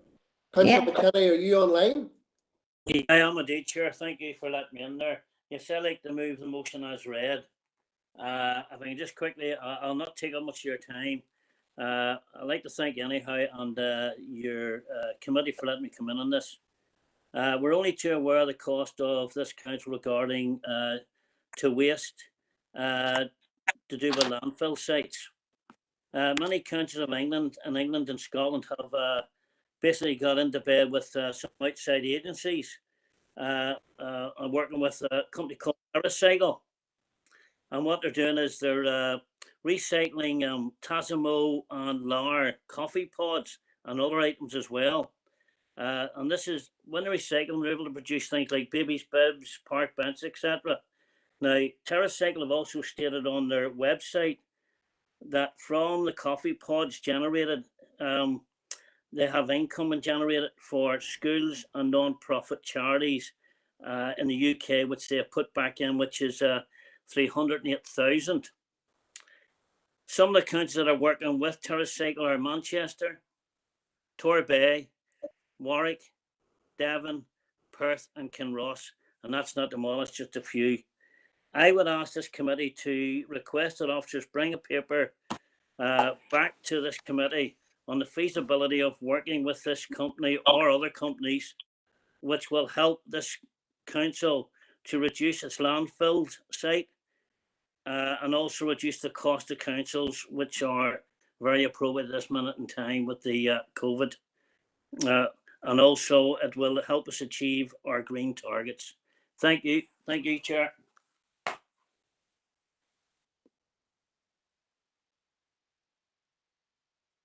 Chair, I think you're on mute. Alderman Guy, do you want to come in on this issue? Chair, no, I was more on what you were, the last issue there, what you were proposing. I just want to say, Councillor Farrell done that in business and culture the other day, and it seemed to work. That's good news. Good news. Good news. You know. All right. Thanks for letting me on Good there. stuff. Councillor Riley. Yeah, thanks, Chair, for letting me in. I'm conscious that Councillor McKinney has moved the motion. I've put a suggested amendment into the chat box. It's a very short amendment. I did speak to Philip McKinney, that is, prior to full council when this motion was moved there initially. I think he's happy to with the addition of it. So just want to both, I suppose, speak in favour of the motion that's before us this afternoon, to agree with Councillor McKinney's viewpoint about the importance of recycling these coffee pods. They do take up space in people's bins. That space would be better put into a recycling bag and getting it reused again. So certainly happy to support the concept behind the motion. But also I think, as with the amendment, it's about not just the type of plastic that's used for coffee pods, but also the plastic that goes into crisp packets. And TerraCycle also offer a recycling opportunity for crisp packets, and I think that would be something that if we were going to do this with coffee pods, we should also extend it to do it with crisp bags as well. So fully supportive of Councillor McKinney's motion, and I think that with my amendment we can make a bigger impact on it. I'm conscious, Chair, I'm not a member of this committee. I know this is a notice of motion that came to full council, so I'm not sure if I can propose the amendment or somebody on the committee has to do that, but I'm sure if I can't do it, one of my colleagues from the party will make that proposal, Chair. Thanks very much. Yeah, and I see John Boyle waving his hand there for a proposal, and I see in the chat box that Mary Durkin has seconded. And I see we have Angela proposing it as well. So we haven't proposed and seconded here that we bring a paper back in relation to this issue. Are we all happy with that? Did we move on? Chair, I think there were a couple more. Councillor Burke, I think, had mentioned in the chat box that she wanted to come in. My apologies. Councillor Burke. You're grand. Thanks, Chair, for letting me in. It was just to obviously give support to Councillor McKinney's and Councillor Riley's proposal. No, he didn't make it, obviously, because he's not, but that amendment as well, we're happy enough to support it. And I'd like to thank Councillor McKinney for bringing it forward, because for me, myself, I actually got a wee look at some of the work that TerraCycle do and the schemes that they run and the products that they actually produce, which was new to me in terms of, I found it quite interesting and educational. And obviously these initiatives and the motion brought forward, like Councillor McKinney's today, all help towards the council's commitment and the approach, obviously, to tackling the wider climate change issue. So thanks for bringing it forward. Thanks, Chair. Okay, so we take it that everyone's happy enough with that proposal, and we move on.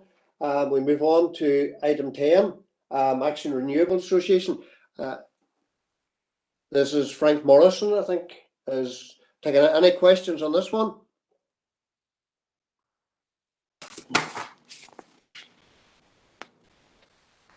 I have just one question, Chair, please.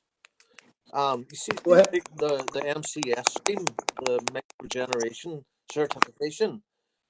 Are we sure that they still manage that? Frank, do you want to come Sorry, on that? I missed the start of that question, Morris. If you could repeat it, please. The micro regeneration certification scheme. Are we sure that they still manage that, or have they contracted that out? I would need to check that with Leo Strawbridge, the energy manager, and I'd get back to you on that. Okay, thank you. Yeah. Chair, if members were happy, we could clarify that, and then if it was satisfactory, we could take it ahead for ratification at full council if members are happy with the recommendation. So could I need a proposer here for I'll propose that then, Chair, sorry. Are you proposing that, Alderman Ramsey? Yes, please, yeah. Could we have a seconder? I'll second that, Chair. John Boyle. John Boyle. Everyone happy enough?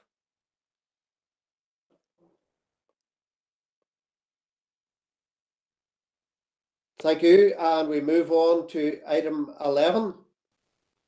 Yeah, thank you, Chair. That's my report to seek council approval to adopt a bat and bird protocol for our own council managed trees and woodlands and built structures. And members, the report is self-explanatory, and we're asking you to adopt the protocol if members are happy to do so.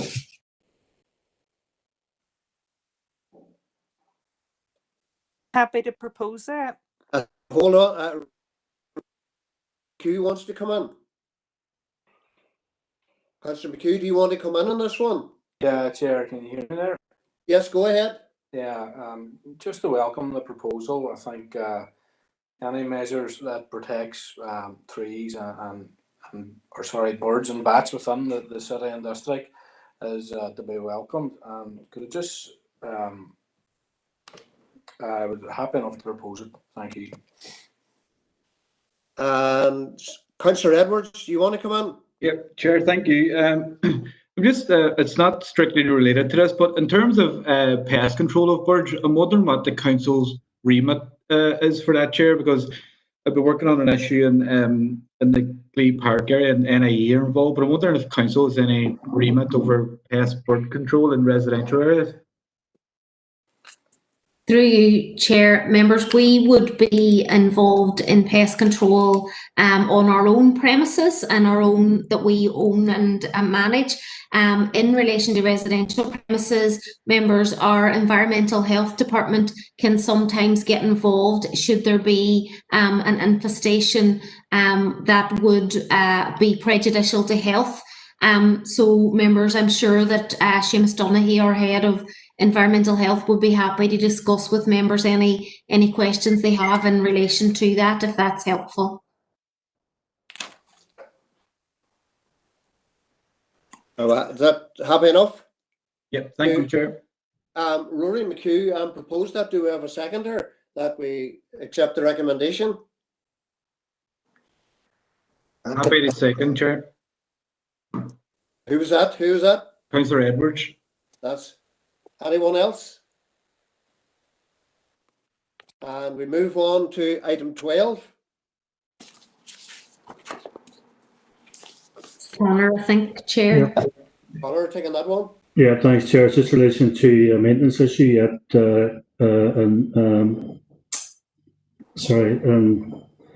just lost my place here in Castledare. Lower Main Street, Connor, I think it was. Sorry? Lower Main Street, Strabane. In Or Castledare. there. Yep. And we have outlined the issue behind the area in question there, with the recommendation in front of members to either write to DFA and ask that they carry out the maintenance work as the land is theirs, or that we seek to have the land transferred into council, with council then taking on responsibility for the ongoing maintenance, but on the basis that there's no budget provision for this at present. So it would have to, council would then have to subsequently identify a budget as part of the rate setting process. So members' comments and recommendations are invited with regard to this. Councillor McHugh wants to come in on this. Go ahead, Councillor McHugh.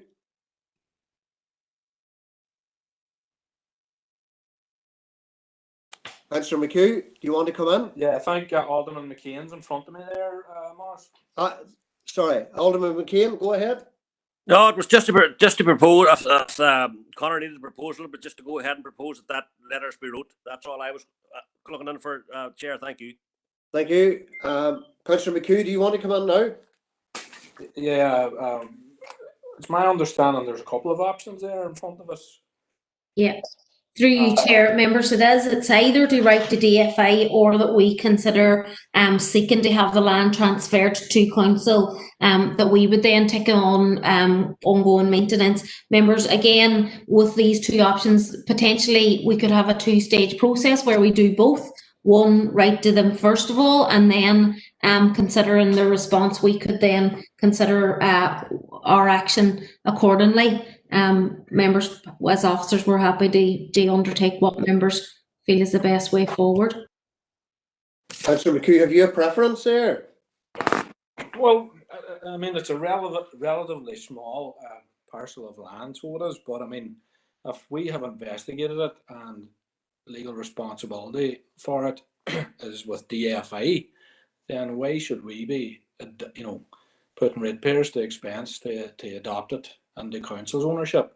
I'm pretty sure if somebody had approached DFA about a parcel of land that was in council ownership, then DFA wouldn't be too slow in contacting council to say that we have responsibility for it.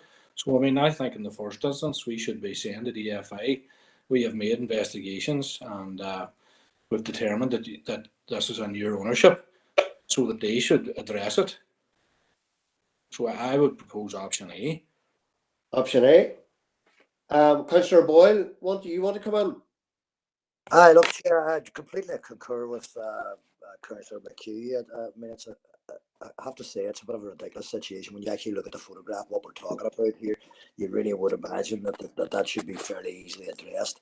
I think Alderman McCain was actually suggesting that we do option A first, and then we review it if indeed DFA come back and aren't going to play ball with us.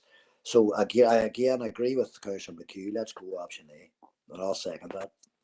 If indeed Andy hadn't already suggest that. Yeah.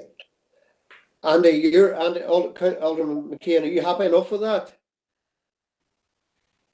100%, Chair. 100%. Thank you. That's okay. Anybody else want to speak on it?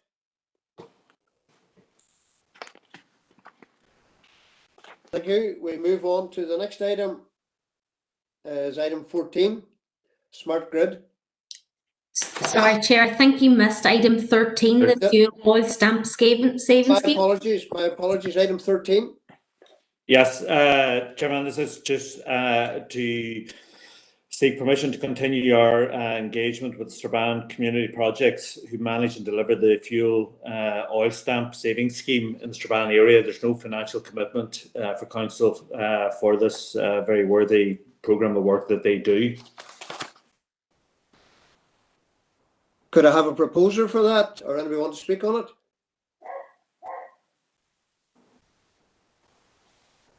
Rory McHugh, Councillor McHugh, do you want to come in again?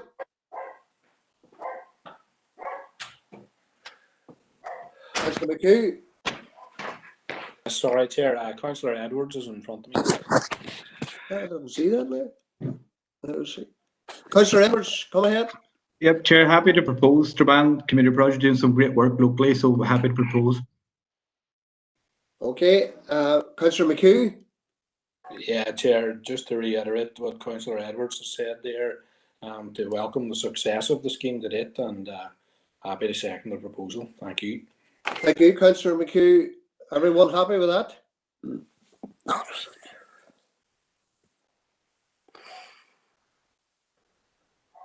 That was item 13. No, 14. No, 13. It's 13. We're moving on now to item 14 for discussion. Yeah. Chairman, this is looking to renew our membership of the Smart Grid Ireland Industry Collaborative Network. This is a resource that the energy team utilise across a range of projects, including our involvement with the European funded Stardust and Smartic projects. Also, they've contributed to the development of the regional energy strategy. So the energy manager is looking for the committee's continued commitment to our membership of this organisation. Chair. Anybody want to come in on that? Yes, Chair Morris. Go ahead, Councillor Fleming. Just they welcome the report and they thank the energy manager for the detail within it. Are you making that a proposal that we accept the recommendation? Yes, Chair. I say Councillor Fleming, Chair John Boyle. John Boyle seconded. Yeah, got anybody else looking else to come in?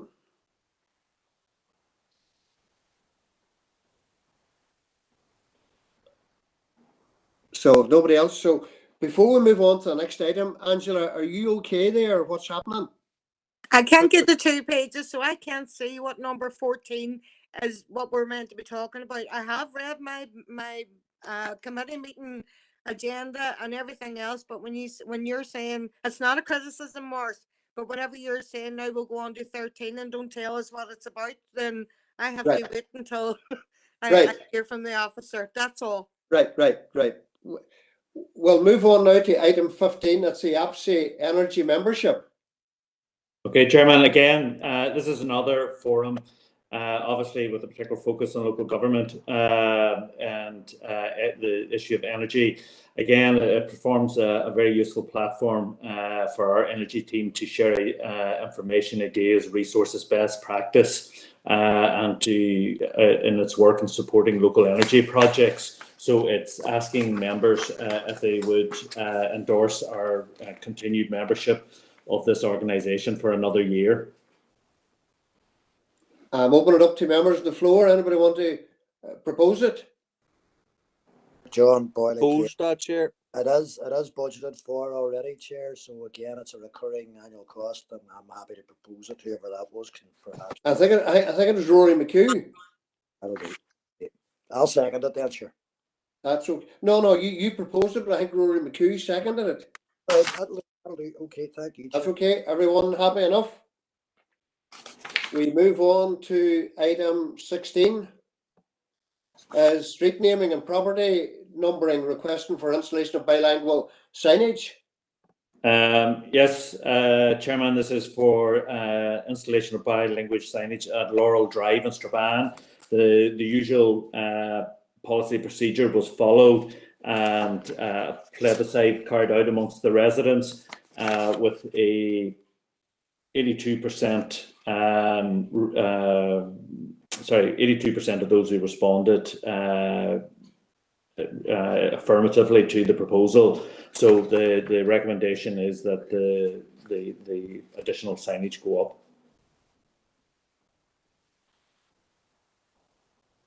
Edwards, do you want to come in? Yep, thanks, Chair. I just welcome this, and it'll be good news for the people on Laurel Drive. I think a significant majority of people want the bilingual signage in Laurel Drive, so happy to propose, Chair. Thank you. Thank you for that. Do we have a seconder? I second that, John Boyle. John Boyle. Thank you. And we move on to item 17, street naming and property numbering requests for development name. Yes, Chairman, this is for the development for a small, it's the request for approval of a name for a small development on the Limmer Valley Road, and the proposal is Edendale, and the officer is satisfied that it's in line with our naming policy, so it's just seeking permission or approval of that name. Happy to propose, Chair. Who was that? Sure. Do we have a seconder for that? Second that, Chair. John, go ahead. Okay, we move on. As we notice, items 18 to 28 are for noting, but if somebody wants to raise any item from 18 to 28, put it into the chat box and I'll pick it up. Now I'll give you a few seconds.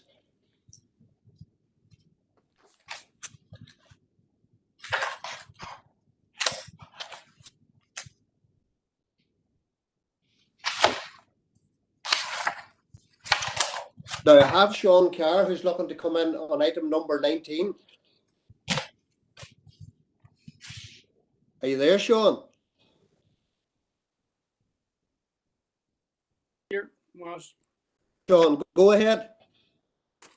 Item 19 is in reference to the cemetery. Thank the officer for the report. And as it says in the report, it's very sensitive. It's very sensitive. I have met with a number of families over the last week or so. I know all our members have met with them, and the families have met with some officers as well.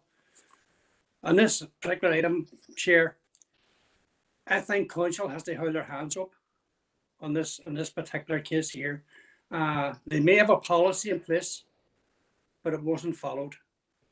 In that new part of the cemetery, people started putting on surrounds, putting on different things, which probably is outside the policy, but it wasn't challenged at the time. There was a number of years now into that new development at the bottom of the cemetery, and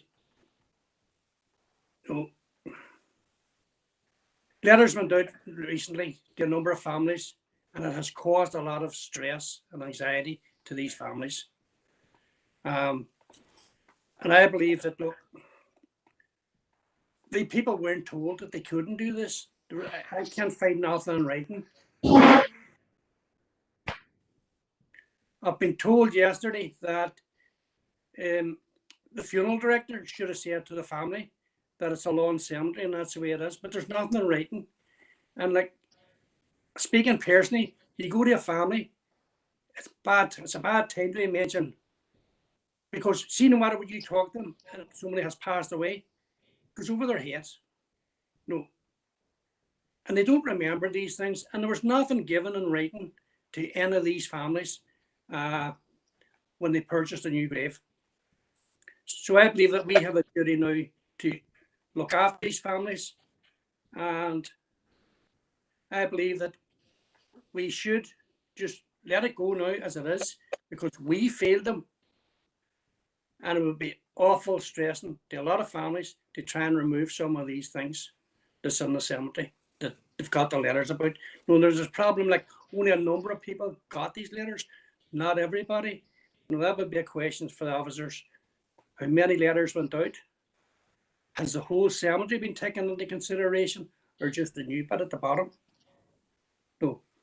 I believe that we should, we are where we are now, and it's the status quo should remain. Let the people keep what they have installed. And it's something to look to in the future when we open up new sections of a cemetery or a new cemetery, that's in writing, that can or put seats on the graves. But I think we are where we are now. When I order a reopening, I have to get a form filled in by the family for permission to open that grave.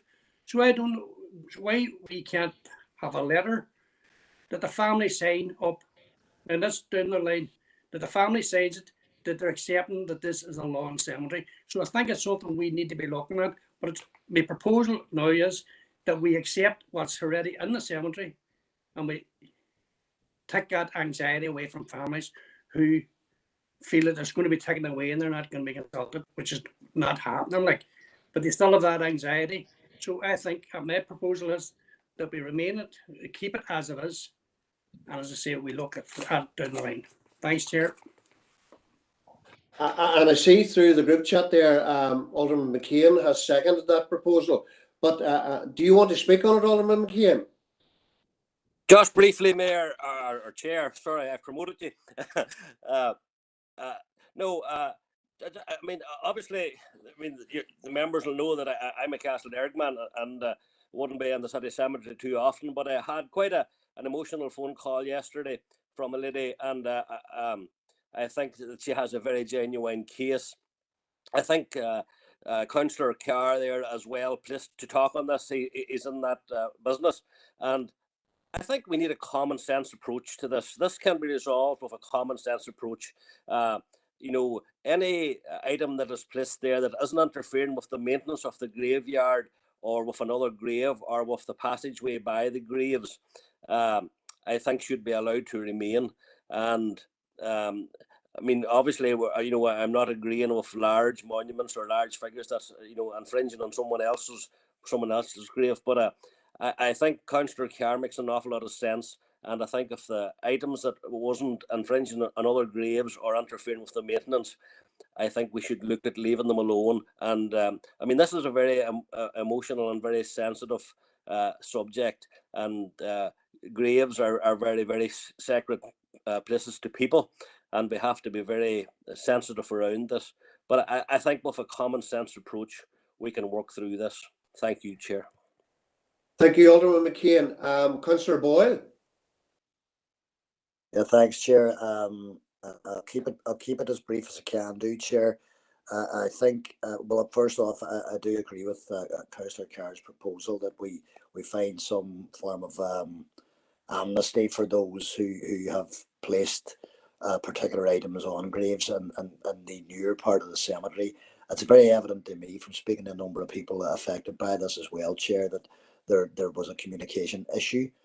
People genuinely didn't know nor realise that council were trying to promote a law, and clearly then these items and I don't know, kneeling stools and little benches and things like that, they are there. I would be the last person who would want to cause any further distress. Bereavement is a distressing enough thing to deal with without us piling more grief on top of it, Chair. So I think, from my perspective, I think Councillor Carr might be suggesting the same as me, and that would be that we have an amnesty, for want of a better way of putting it, and that we perhaps then look at ways of how we can promote a lawn cemetery going forward from this date hence, or a date that we decide upon. Because I can also see the concerns in relation to the safety of other individuals using the cemetery, whether they be staff or indeed other members of the public. So, again, I agree with Alderman McCain, a bit of common sense and a wee bit of common decency around this, and we can perhaps please everybody. It certainly has been a difficult time for some people, and I have spoken to some people who have been quite distressed by how we're trying to perhaps progress this. It's been a communication issue, and not one I think that the council, as again Councillor Carr said, I think council might have to hold their hands up a little bit here and admit that the information wasn't getting to where it needed to get to. We certainly can't now start by asking people to remove things in the circumstances that they find themselves in. Thank you, Councillor Boyle. And the next speaker is Alderman McCready. Thank you, Chair. I agree in with others on their position on this, and it is entirely sensitive. However, I don't think it's a taboo subject not to be discussed, within this forum, at length. Reassurance to those who have, graves on that site, to give them that assurance that the council is not going to come in the next.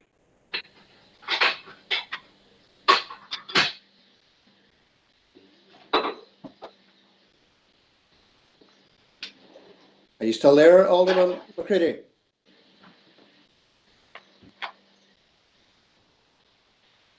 Are you still there, Alderman McCready? We we've lost him, Chair. We've lost him.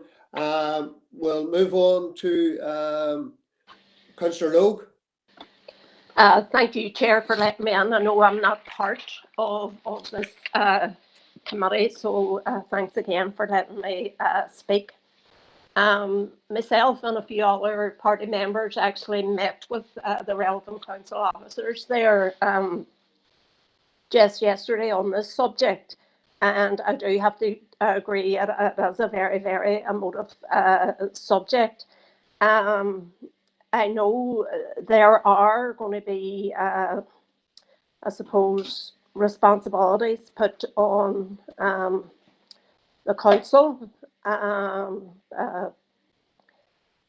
monuments, sculpture of monuments and sculptors, sorry, of monuments, and funeral directors, I suppose, going forward. And this, I don't feel that this item has not come in for decision today, or because it does say that another paper needs to come back regarding risk assessment on insurance and health and safety in it. And I do think it would be negligent of us to make a decision on this today without that relevant information before us. However, what I would say, and I would look for another member of my party to come in maybe and make this recommendation, it would be very, very beneficial if papers were drawn up that in the future that the monumental sculptors need to come in and show council just exactly what they're proposing to install in people's graves, because as far as I'm aware from discussions yesterday, that these people, they know exactly what is allowed and what's not allowed, and they have a responsibility to advise their customers, because that's what the people are, their customers, that look, this is not allowed. So therefore I do think there is a piece of work to be done on this. I don't think we have enough information to make this a decision today on this. As I said, the report does itemise that we need health and safety analysts, we need risk assessments, because it has been highlighted on the report that there is health and safety risks to council employees, and that this is why this issue arose. Now, I do have to say that this lawn cemetery does not just mean the lawn cemetery for the new part. It is for the full city cemetery, and it's also for Ballyone.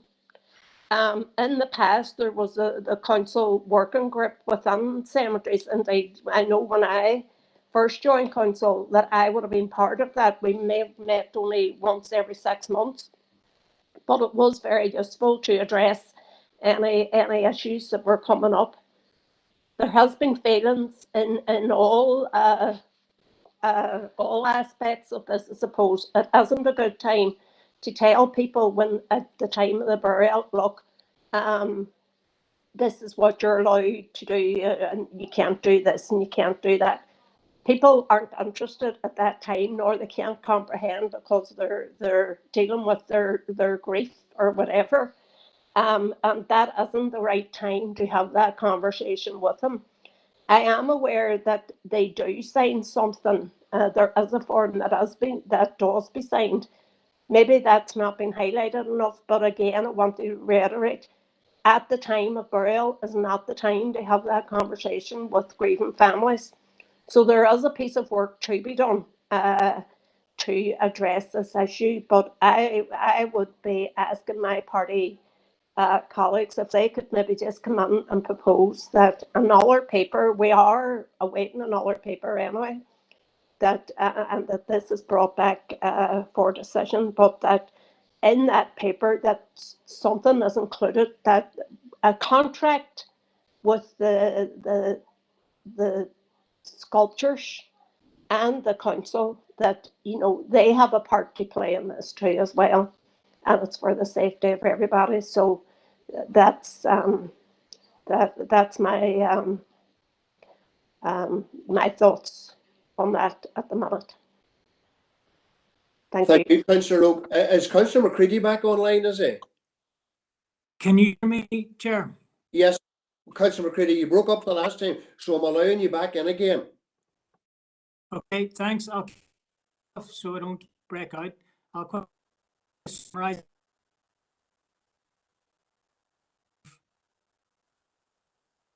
With Patricia Logue on the detailed paper, and specifically, you know, an amnesty of to what extent, you know, does this come?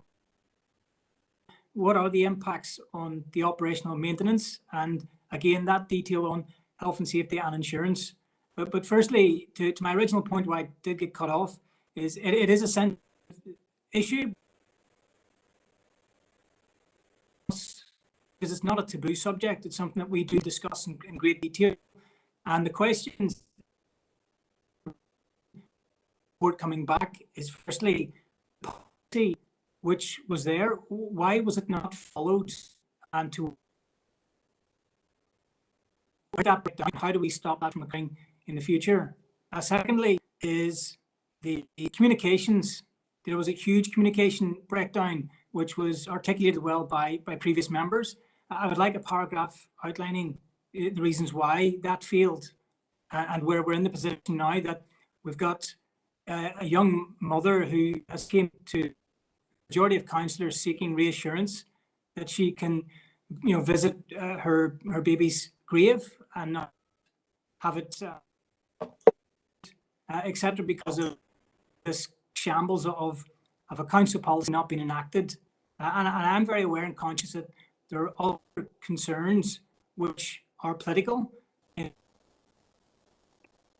Bring up today because I think it doesn't deserve it. I think baby loss awareness week, you know, grieving mothers are visiting their graves this week, and the time that we use discussing this to try and to get assurance and to get this right, so that when we do have a policy which is representative and reflective, so people can actually attend and grieve. And not have the worry of council officers and policies and all this noise behind them. They should have that peace and tranquility to do that. But we need a paper back with answers to our questions. Thanks, Chair. Thank you, Alderman McCready. Councillor Dobbins. Chair, and yes, Chair, I think actually the Alderman McCready actually said most of what I was saying, what I was going to say. And I agree with Councillor Logue there too. This is not up for decision today. It is up for a discussion. And yes, we need to know what our policy is with regard to monuments and headstones and footstones, kneeling stones, and the like. But it is a motive, and we have definitely failed one way or another. Right, so therefore put our hands up, and we have failed. I do agree with Councillor Card to say that an amnesty, you know, for now, but where do you stop? Where do you stop with this? And therefore, yes, a paper needs, and I would like what actually Councillor Logue had actually said. Yes, I would like to propose that another paper come back, which would be in more depth, because at the end of the day, whilst we have an obligement to those people who elect us and to council, to hear their thoughts, we also have a duty of care to those that actually work and visit the cemetery, and anything that puts them in danger or encroaches upon other graves or stops a grave being dug, then that needs to be addressed. It needs to be highlighted, and how you can go around, we can get round this. So yes, I would like to propose that another paper, in-depth paper, actually come back to us at the ENR for our consideration with regard to the cemetery. Thank you, Chair. Thank you, Councillor Dobbins, for that there. And I'm just mindful that there is a proposal on the floor for an amnesty. Is there a meeting of minds there where we could say that amnesty is in place until the paper comes back? Would that sort you out, Angela? Would that suffice? No? Or let me know. No, it wouldn't. I don't think anything should be agreed or anything. I don't think there should be an agreement or a way forward decided here and now, because in fairness, we don't have all the facts or the figures or anything else. So therefore, a further in-depth paper that would address all these issues that have been voiced by various other councillors before me, I should be brought back, and that was my proposal before no decision made today. But therefore, the proposal be that a paper come back for further consideration and a possible decision. Thank you. Thank you, Councillor Dobbins. Do you have a seconder for that proposal?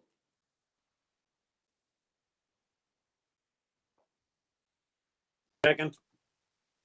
Who was that? That's sorry, Eamon McCann. McCann? Yeah. Second.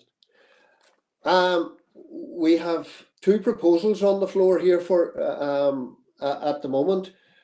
We have one proposed by Councillor Sean Carr, and I think his proposal is to create an amnesty on this issue, and any new development within the cemetery, that the rules and regulations be adhered to. Is that right, Sean? Chair. Sean, do you want to maybe speak? Give us a wee idea on your version on this. I believe that here and now, I had made a proposal. Yep. We voted on that we have an amnesty from now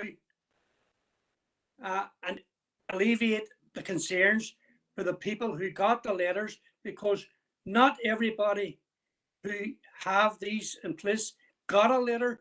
It was selective of who got the letters, and I think that we need to assure these people that they won't be touched.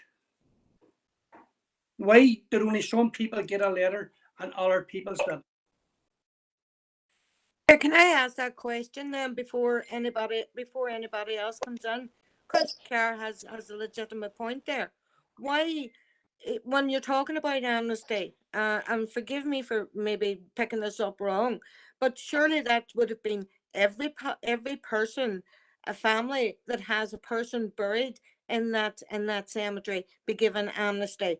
Why was it only a certain few? And this is why I wanted a paper to be brought on before we turn around and say, oh, amnesty to A, B, and C, but D, E, and F can't get an amnesty. Do you know what I mean? I wanted to know why. Clarify something, if you don't mind. Go ahead, Sean. The letters only went out to some people in the new section at the bottom of the cemetery. Nobody in the upper part of the cemetery, who do have surrounds and have all of summons, did not get letters. Council is concentrating on a small section of the cemetery. I'm saying an amnesty for everybody. I'm not just talking about the few. Anybody that has them installed now should be allowed to keep them, because we have to hold our hands up. We got it wrong as a council. Thanks, Chair. Thank you. We have two proposals here on the floor. We have one by Sean Carr. You've heard it very clearly there, and you have a proposal that we give an amnesty to everyone for Sean Carr. But Councillor Logue, Councillor Dobbins here has a proposal forward that we don't grant an amnesty at the moment. We wait until there is a further paper comes forward to the Chair, I'm going to retract that. I'm retracting that now, because I didn't understand about the first proposal. I thought that amnesty only for those that are at the bottom. If it's an all over thing, then I agree with Sean Carr. So you withdraw your proposal then? Chair, and sorry for butting in, folks. Are you clearly stating, Angela, that you're withdrawing your proposal? I am withdrawing my proposal my proposal was to bring an in-depth paper back. You asked me a question with regard to the amnesty. Yeah. That had nothing to do with my proposal. My proposal was as a second proposal. So take Sean's first, and my proposal is that a paper come back, an in-depth paper with regard to all our policies that's on that regarding the cemetery, all the cemetery, not just the new part down the bottom, the whole lot, and the health and safety of public and the workers and our duty of care. I would like an in-depth paper brought back. Thank you, Chair. Chair, if it's helpful, Connor could maybe come in and cover a couple of those points that members have raised too. Chair, thanks for that. Yeah, I fully appreciate, and we've said that in the report, that this is an emotive subject and needs to be handled delicately and sensitively. And the report also refers primarily to the health and safety considerations, and refers to other types of installations that are not problematic. The issue over recent ways has been for bigger and larger type installations and types of benches and seats. And those are the ones that cause concern in terms of health and safety in the operation of the cemetery. So where surrounds that have been in place previously, in the vast majority of instances, there are no issues with them. But this move towards larger type installations, and again, we have no idea of how they've been installed. We have no idea in terms of how to remove them or move them if we had to reopen a grave, any of those issues. So those are the primary concerns that we need to address, and obviously we need time to look at that and to bring back that report so members can consider at that point. As we referred to, it's the opening up of, it's the reopening of graves, it's the moving between graves. There's some of these installations that are quite large and quite significant and quite expensive. And we have no idea as operators of the cemetery as to how or we would move those at the moment. Now, in conversations with some of the families, they've said that they're willing to do that. And, you know, that's perfectly understandable, but how does that happen at 3 o'clock on a Saturday afternoon? You know, so those are some of the considerations that we need to bring forward and to address and then to put in front of members for consideration. The cemeteries have operated as lawn cemeteries. The monumental sculptors, as has been referred to here, are aware of that. We have, as again mentioned in the report, there are a lot of mementos that people put on graves that are not problematic, but the trend towards these larger type installations does pose health and safety considerations, not just for the operators of the cemetery, but for those who use the cemetery as well, in terms of you know, they're up to knee level.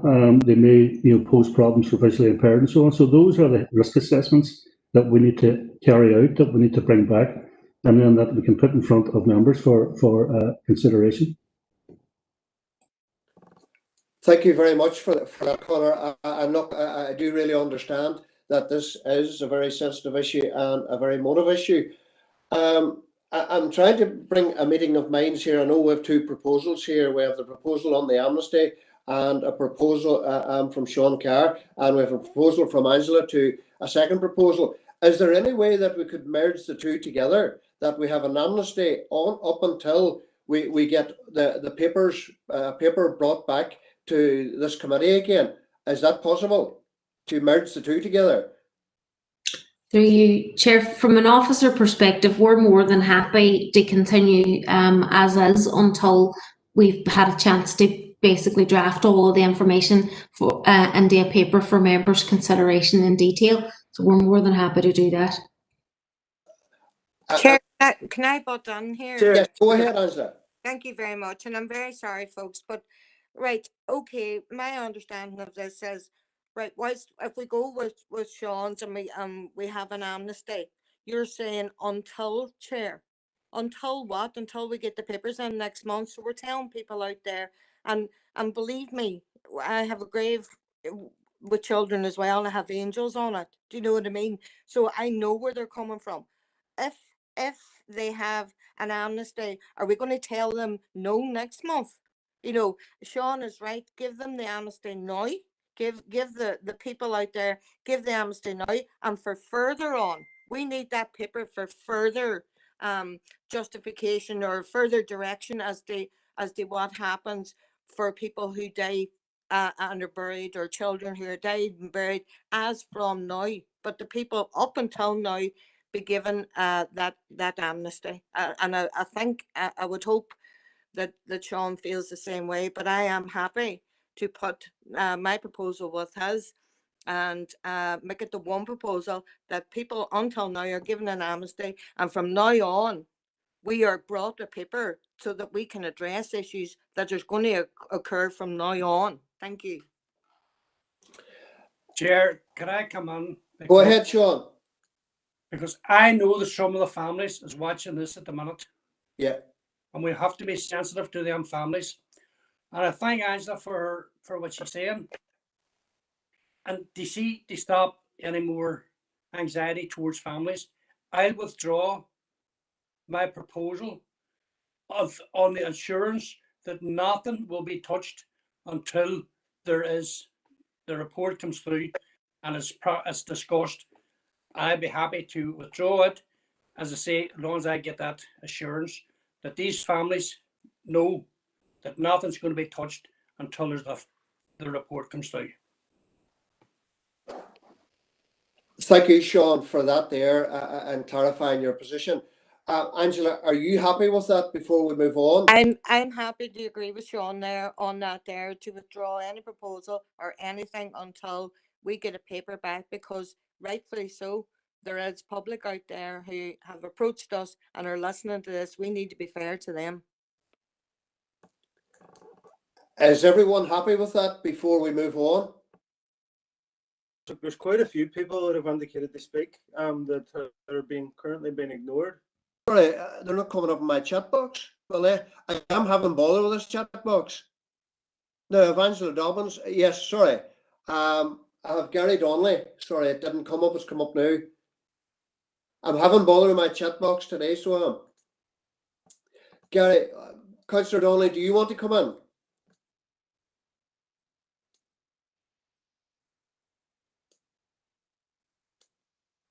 Councillor Donnelly? Chair, just on my reading, it's the next that indicated to speak was Councillor McCann, Councillor Durkin, and then myself. Yeah, I have whatever's happened. My chat box. I see. I have Councillor Dobbins in here. I had Councillor McCain, and I have Councillor Donnelly. Whatever's happening here.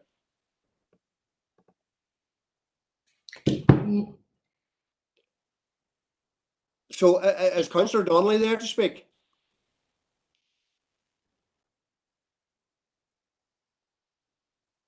Councillor Donnelly, are you there? I got cut off there, Chair. Thanks for letting me in.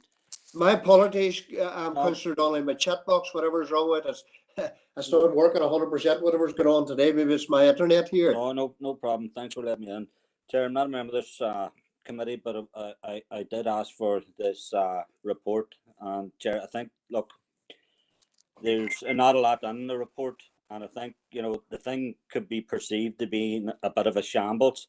There's a lot of grey areas here. We don't know, well, at least I don't know what documentation is given to people and when it's given to them, what the content of that documentation is.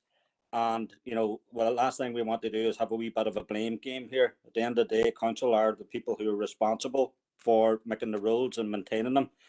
I'm not sure whether we can attribute it to the individuals who've bought the graves, or if we can attribute it to the people who put the sculptures up.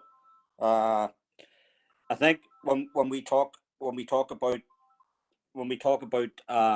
amnesties, I think the language, whilst they appreciate fully the sentiments of it, I think the language and the terminology needs to change, because what I did ask for initially was a guarantee that we wouldn't interfere with any of the the ornaments or whatever it was in the grave. They suggest an amnesty. I think it was, as Councillor Boyle said, and I know that there's no intentions here, but I think we could be giving the impression that people, you have done something wrong here, and I think at this stage we can't even attribute any of that blame, nor would it. So I think we need to be careful. But I think one thing coming out of this, we may have to do a policy review on the whole thing. Thank you. Thank you, Councillor Donnelly, for that there. And look, one of my colleagues has just messaged me some of the names that are looking to get in here. Now, they may not be in the order that you came in, but I will try and get through them. Councillor McCann. Yeah, I did wanted to come in for a couple of reasons, but one of the reasons is that I said to a number of people who were distressed about all this that I would, sort of, having talked to them for some time, I think it's my duty to chip in and say that I agree sort of with the idea of an amnesty, but I also agree that we're using the wrong word there, because amnesty usually refers to the forgiveness of a crime or a decision not to prosecute a crime. And really the suggestion that there's something of a criminal nature or any crime involved in this is just inappropriate. And there are a number of other points which I wanted to make, which I think have already been made. So let me just say this.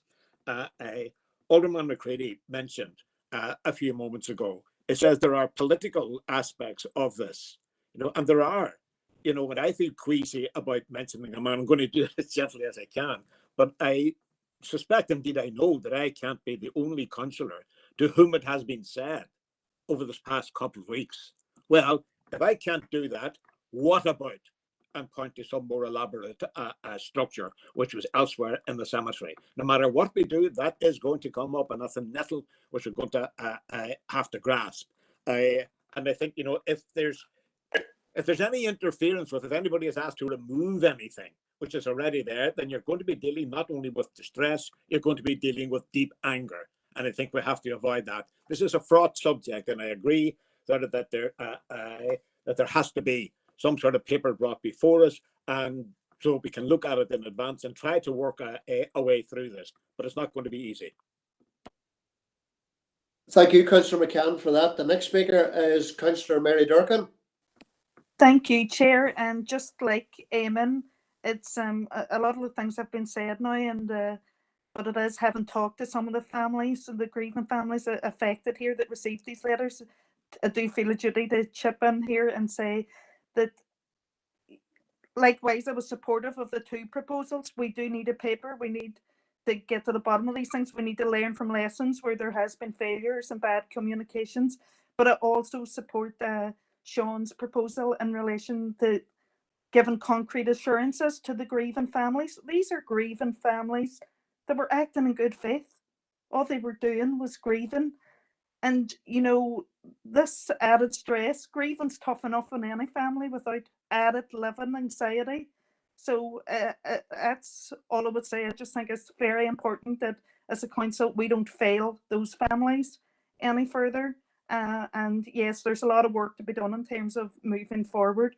But I think the sooner and the more robust assurances we can give these families affected, the better. Thank you. Thank you, Councillor Durkin, for that. Councillor Jackson. Thanks, Mayor. I agree that this is a sensitive subject, and it is. I've been contacted by quite a few families in relation to it who have received letters. I know I have met with some of the families, along with council officers, at the graves of their loved ones. They allow those families to have a better understanding, and to give those families the opportunity to speak directly to council officers. And given the sensitivities of it, of this issue, I think that's a more appropriate course of action.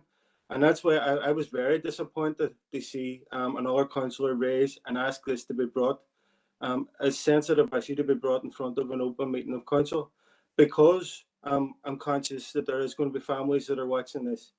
And I don't think that it's something that that elected reps should be sort of playing the blame game with, and that in itself is very disappointing.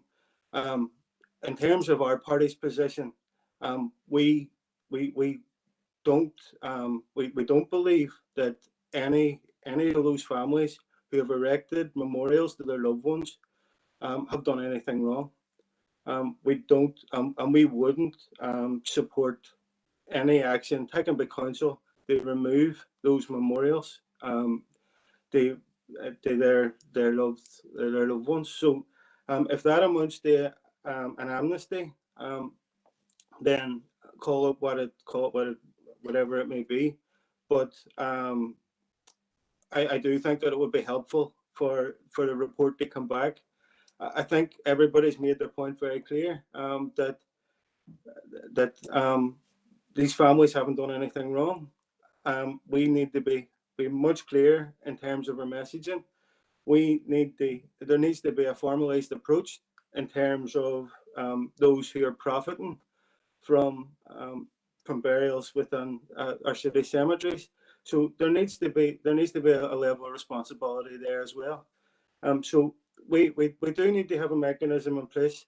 I was just conscious that given the sensitive nature, I didn't think this open forum was the place for it to happen.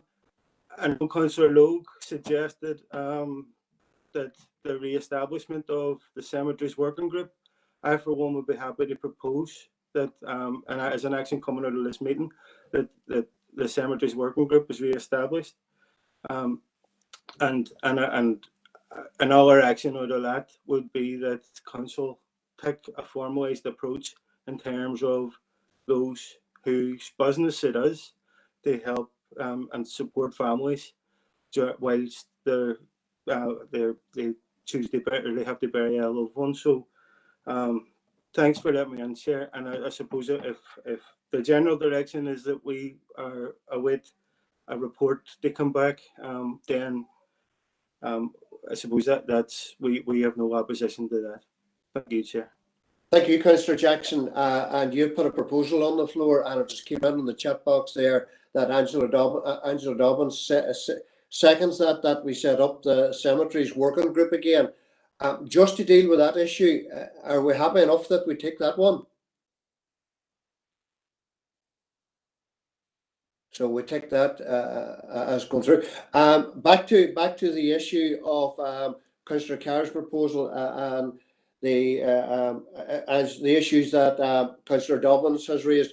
I think it's a wise decision now when we've debated it here, and I am very aware that these are very, very sensitive issues. Look, listening to councillors who have spoken to loved ones, there has been probably a feeling on behalf of council on this, and I do agree that it is the right approach that we leave this subject now and bring a further paper report back with all the relevant information that has been discussed here today to the next committee.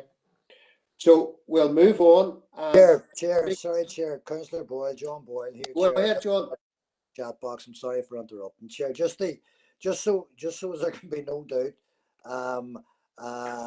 when I actually used the word amnesty, I think I actually added onto that for want of a better word.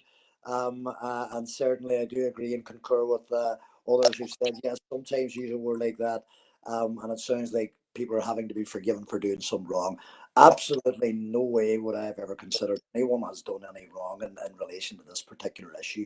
And in fact, it may well be that something that we will have to consider in the paper coming forward, Chair, would be something, I don't know, for want of another better word, a particular dispensation given.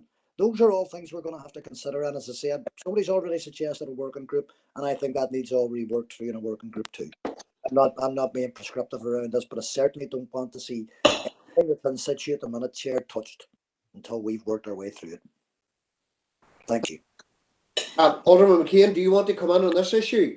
Very briefly, Chair, and I suppose just because I second Councillor Carr's motion and he withdrew it, and I respect that. Yeah. I would just like to say that I would like the families who are maybe listening in here to have some reassurance, that their items would not be, they would not be asked to remove these items even after the paper coming. The paper saying that we were going to do nothing until the papers come back doesn't give an awful lot of reassurance. You're really putting the thing on the long finger, and the people will be going through more anxiety waiting on this paper and waiting then what comes out of it. So, I mean, I would like to think that we could give the reassurance that the items that are there on the graves that aren't interfering with other graves or aren't interfering with the maintenance of the graves or the maintenance would be allowed to remain a period. Thank you, Mayor.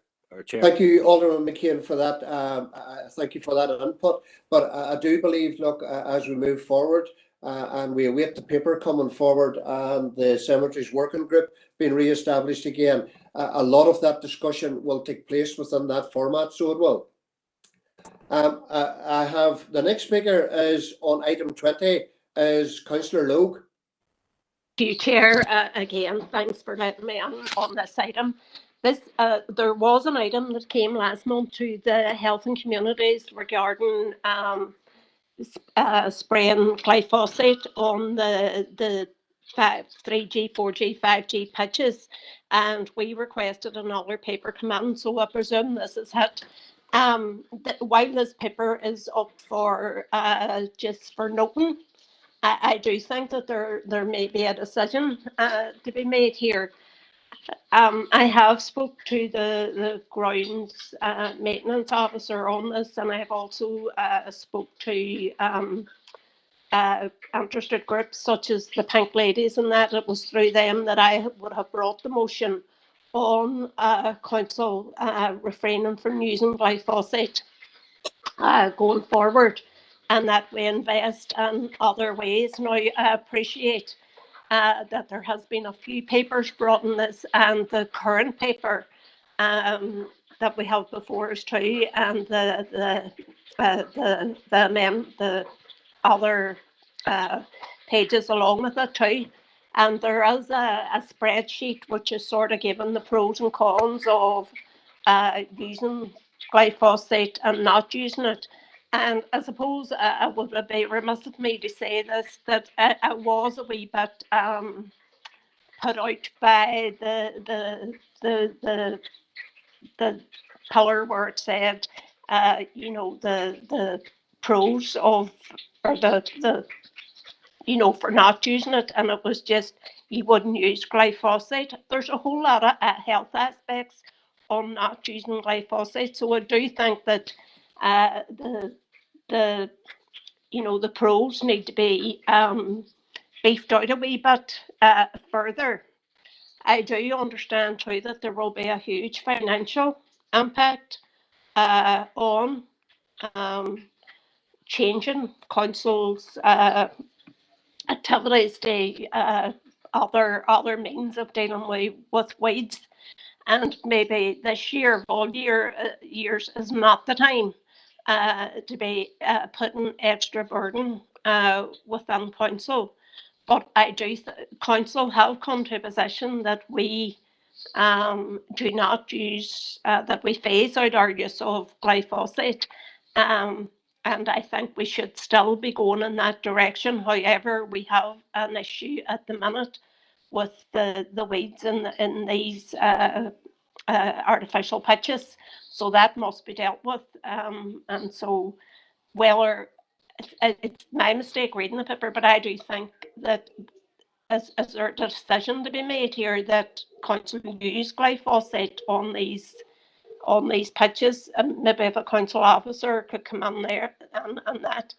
But I do think that going forward we need to have further conversations on how council can invest in the equipment, how we can learn from other councils, and you know, have more in-depth discussions on how we deal with the issue of the weeds, especially when there's going to be close contact with a lot of young people, and on these 5, 3, 4 and 5G pitches.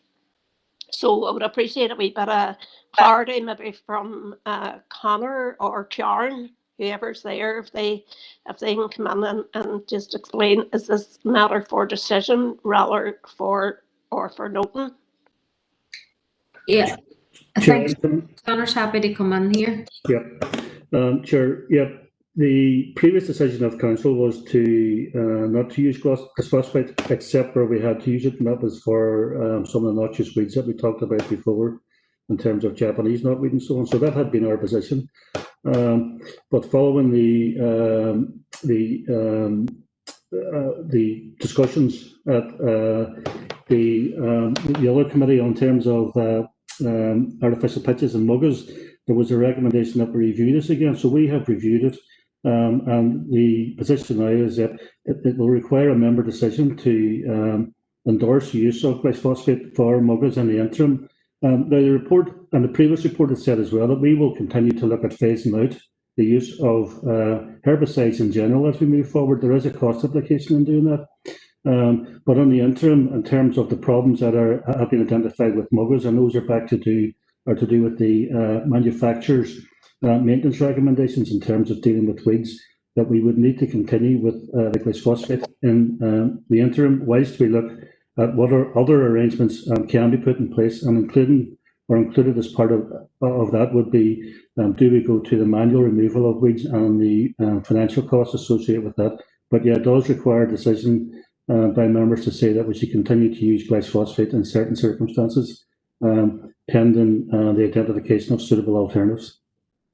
Yeah, and thanks, Chair. If I add to that, members, I know that this was considered last month by Health and Communities Committee, but if members want to propose that we go ahead with that today, then we can communicate that, and it can be noted at Health and Communities as well if members were happy for that. Thank you, Karen, for that. Alderman McCain wants to come in there. Come in, Alderman. Thank you, Chair. And Conor has alluded to a lot of what my concerns were. I mean, we have passed the motion to be environmental friendly and not use this phosphate. But on the other hand, we have to have a common sense approach to this, and we have to balance the things up. And if these weeds are allowed to grow and damage the pitches, and then the pitches aren't allowed to be played on, well, is that fair either? So I think we need to come, to a common sense approach on this issue. And Conor, what would the cost be to remove the weeds manually, or the workforce, or the time scale as to using the phosphate? Because I think, we have to be very mindful that these pitches are very, very expensive to lay, and I think it's over 100,000 to lay a pitch, 100 maybe 20, 30,000.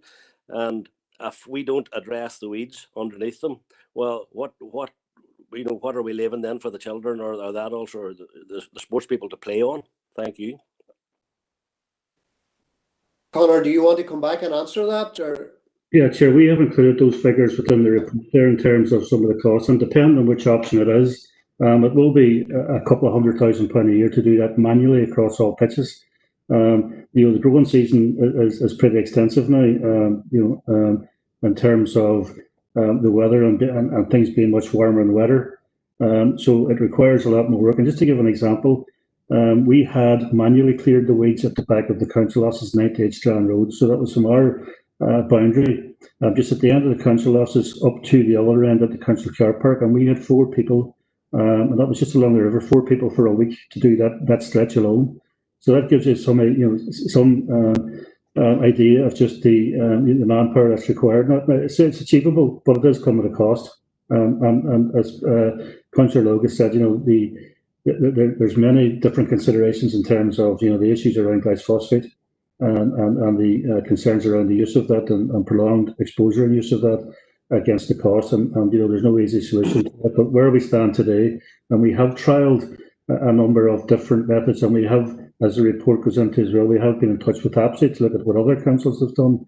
Newry, Mourne and Down also adopted a similar motion to Derry and Strabane in terms of the use of glyphosate, and they also have been trialling alternatives as well. And to date, there has been nothing in terms of a chemical application, if you want, that is as effective as glyphosate at this point in time. That's not to say there won't. There's a lot of work going on in terms of plant-based solutions and all of that, but it will take some time for those to be developed and come forward.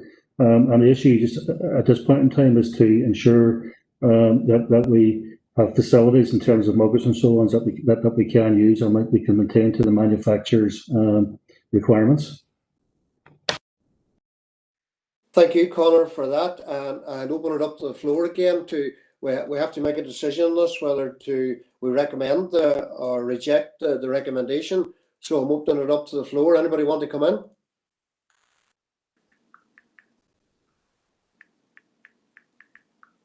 Councillor Durkin?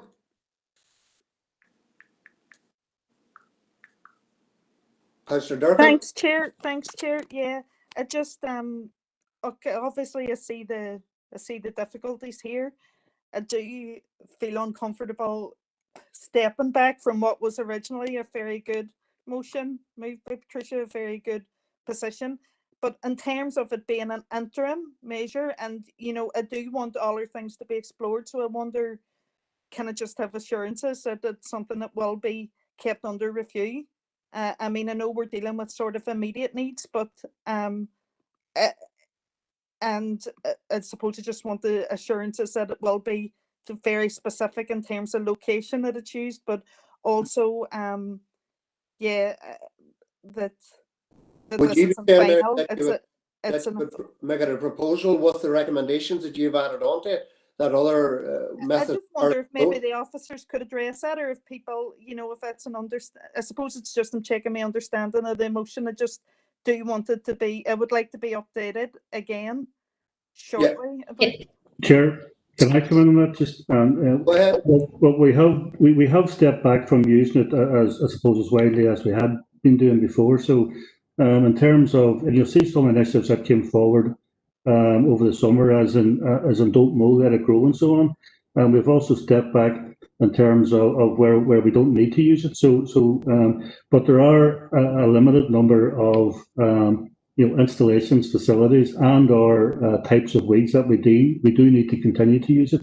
But we will continue to review this, and if we don't have to use it, there's suitable alternative either treatments, and that could be in terms of something that we can apply, or physical removal. Then we will progress with that. And I think the initial report said we would look to over 3 years to completely eliminate glyphosate, except the exception was just for those noxious weeds, and that's the knotweed and the balsam and the giant hogweed, where we're under direction to deal with those effectively, and the only effective treatments are glyphosate. But what we committed to in the original report was over 3 years we would look at phasing out, and as technologies develop and treatments develop, we would implement those going forward. So that still remains the case, and we certainly would look to do that. And I think as a council, we are very strong on environment and very strong on our green credentials, and I think anything else we can do to support that, we would take forward as certainly as a department, and I know that council would endorse that as well. And Chair, if I can add to that, just members, we're happy to bring regular reports back to members to keep you updated in terms of what we're doing in relation to this, if that would provide the additional reassurance that's necessary. Thank you for that. Mary, does that answer your questions? Yes, Maurice, thanks for those assurances. That I do appreciate it. It is just a matter of making sure that this is the exception, not the rule. Because it was a good rule, with the view to moving towards phasing them out as we'd like to, for in line with our climate emergency pledge and that. Okay, thank you. Would you propose? Are you making that a proposal, Councillor? No, I'm just I'm happy with the Karen's indication there that it's something that, and we can look for future reports and keep under review. So I'm happy with that. I'm not. Just to open it back up to the floor again, we need to. We have a recommendation here, and look, it needs a proposer or seconder, one way or the other, whether we support the recommendation or oppose it. And I propose we support the recommendation, Chair. Yeah, through Chair, just through you members, this report was originally brought in to you for information, and I think really just to let you know, I think it was Councillor Logue that actually came in to suggest that we do need to move forward with a recommendation around using the product where we need to, and with a view to still continuing to look to phase it out. And so I think that's really, where we got to, and we had agreed that we could either do this through this committee or alternatively through Health and Communities. But members, if someone is willing to propose that, then we can take it through the committee today. Well, we have a proposer here from Alderman McCain. to go with the recommendation here, just if we need it? Or are we happy to note what we on the recommendation?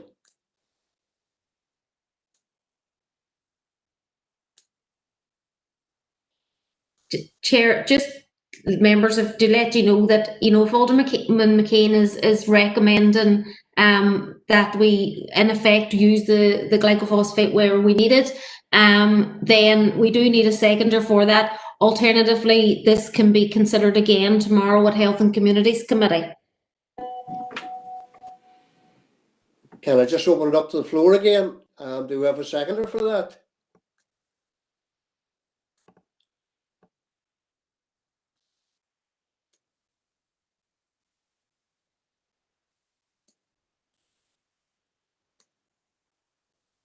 So if we don't have a seconder, then do we have to bring it forward to the Health and Community meeting tomorrow again for a decision again? Can I ask for clarification on that, Karen? Chair, that's my understanding, because originally I think the report had been brought in to Health and Communities to suggest that we use the glycophosphate to treat our 4 and 5G pitches, because obviously there's considerations in relation to you know, the ability to use anything else on those pitches, and indeed there is also considerations around you know, the guarantees and the warranties for those pitches if we do not use the products that we're supposed to in terms of that. So members, if we don't make a decision today, then it will have to be considered tomorrow at Health and Communities. Does anybody I see Angela Dobbins has Angela, have you seconded that? Just for clarification. Yep, Angela has seconded that, so we have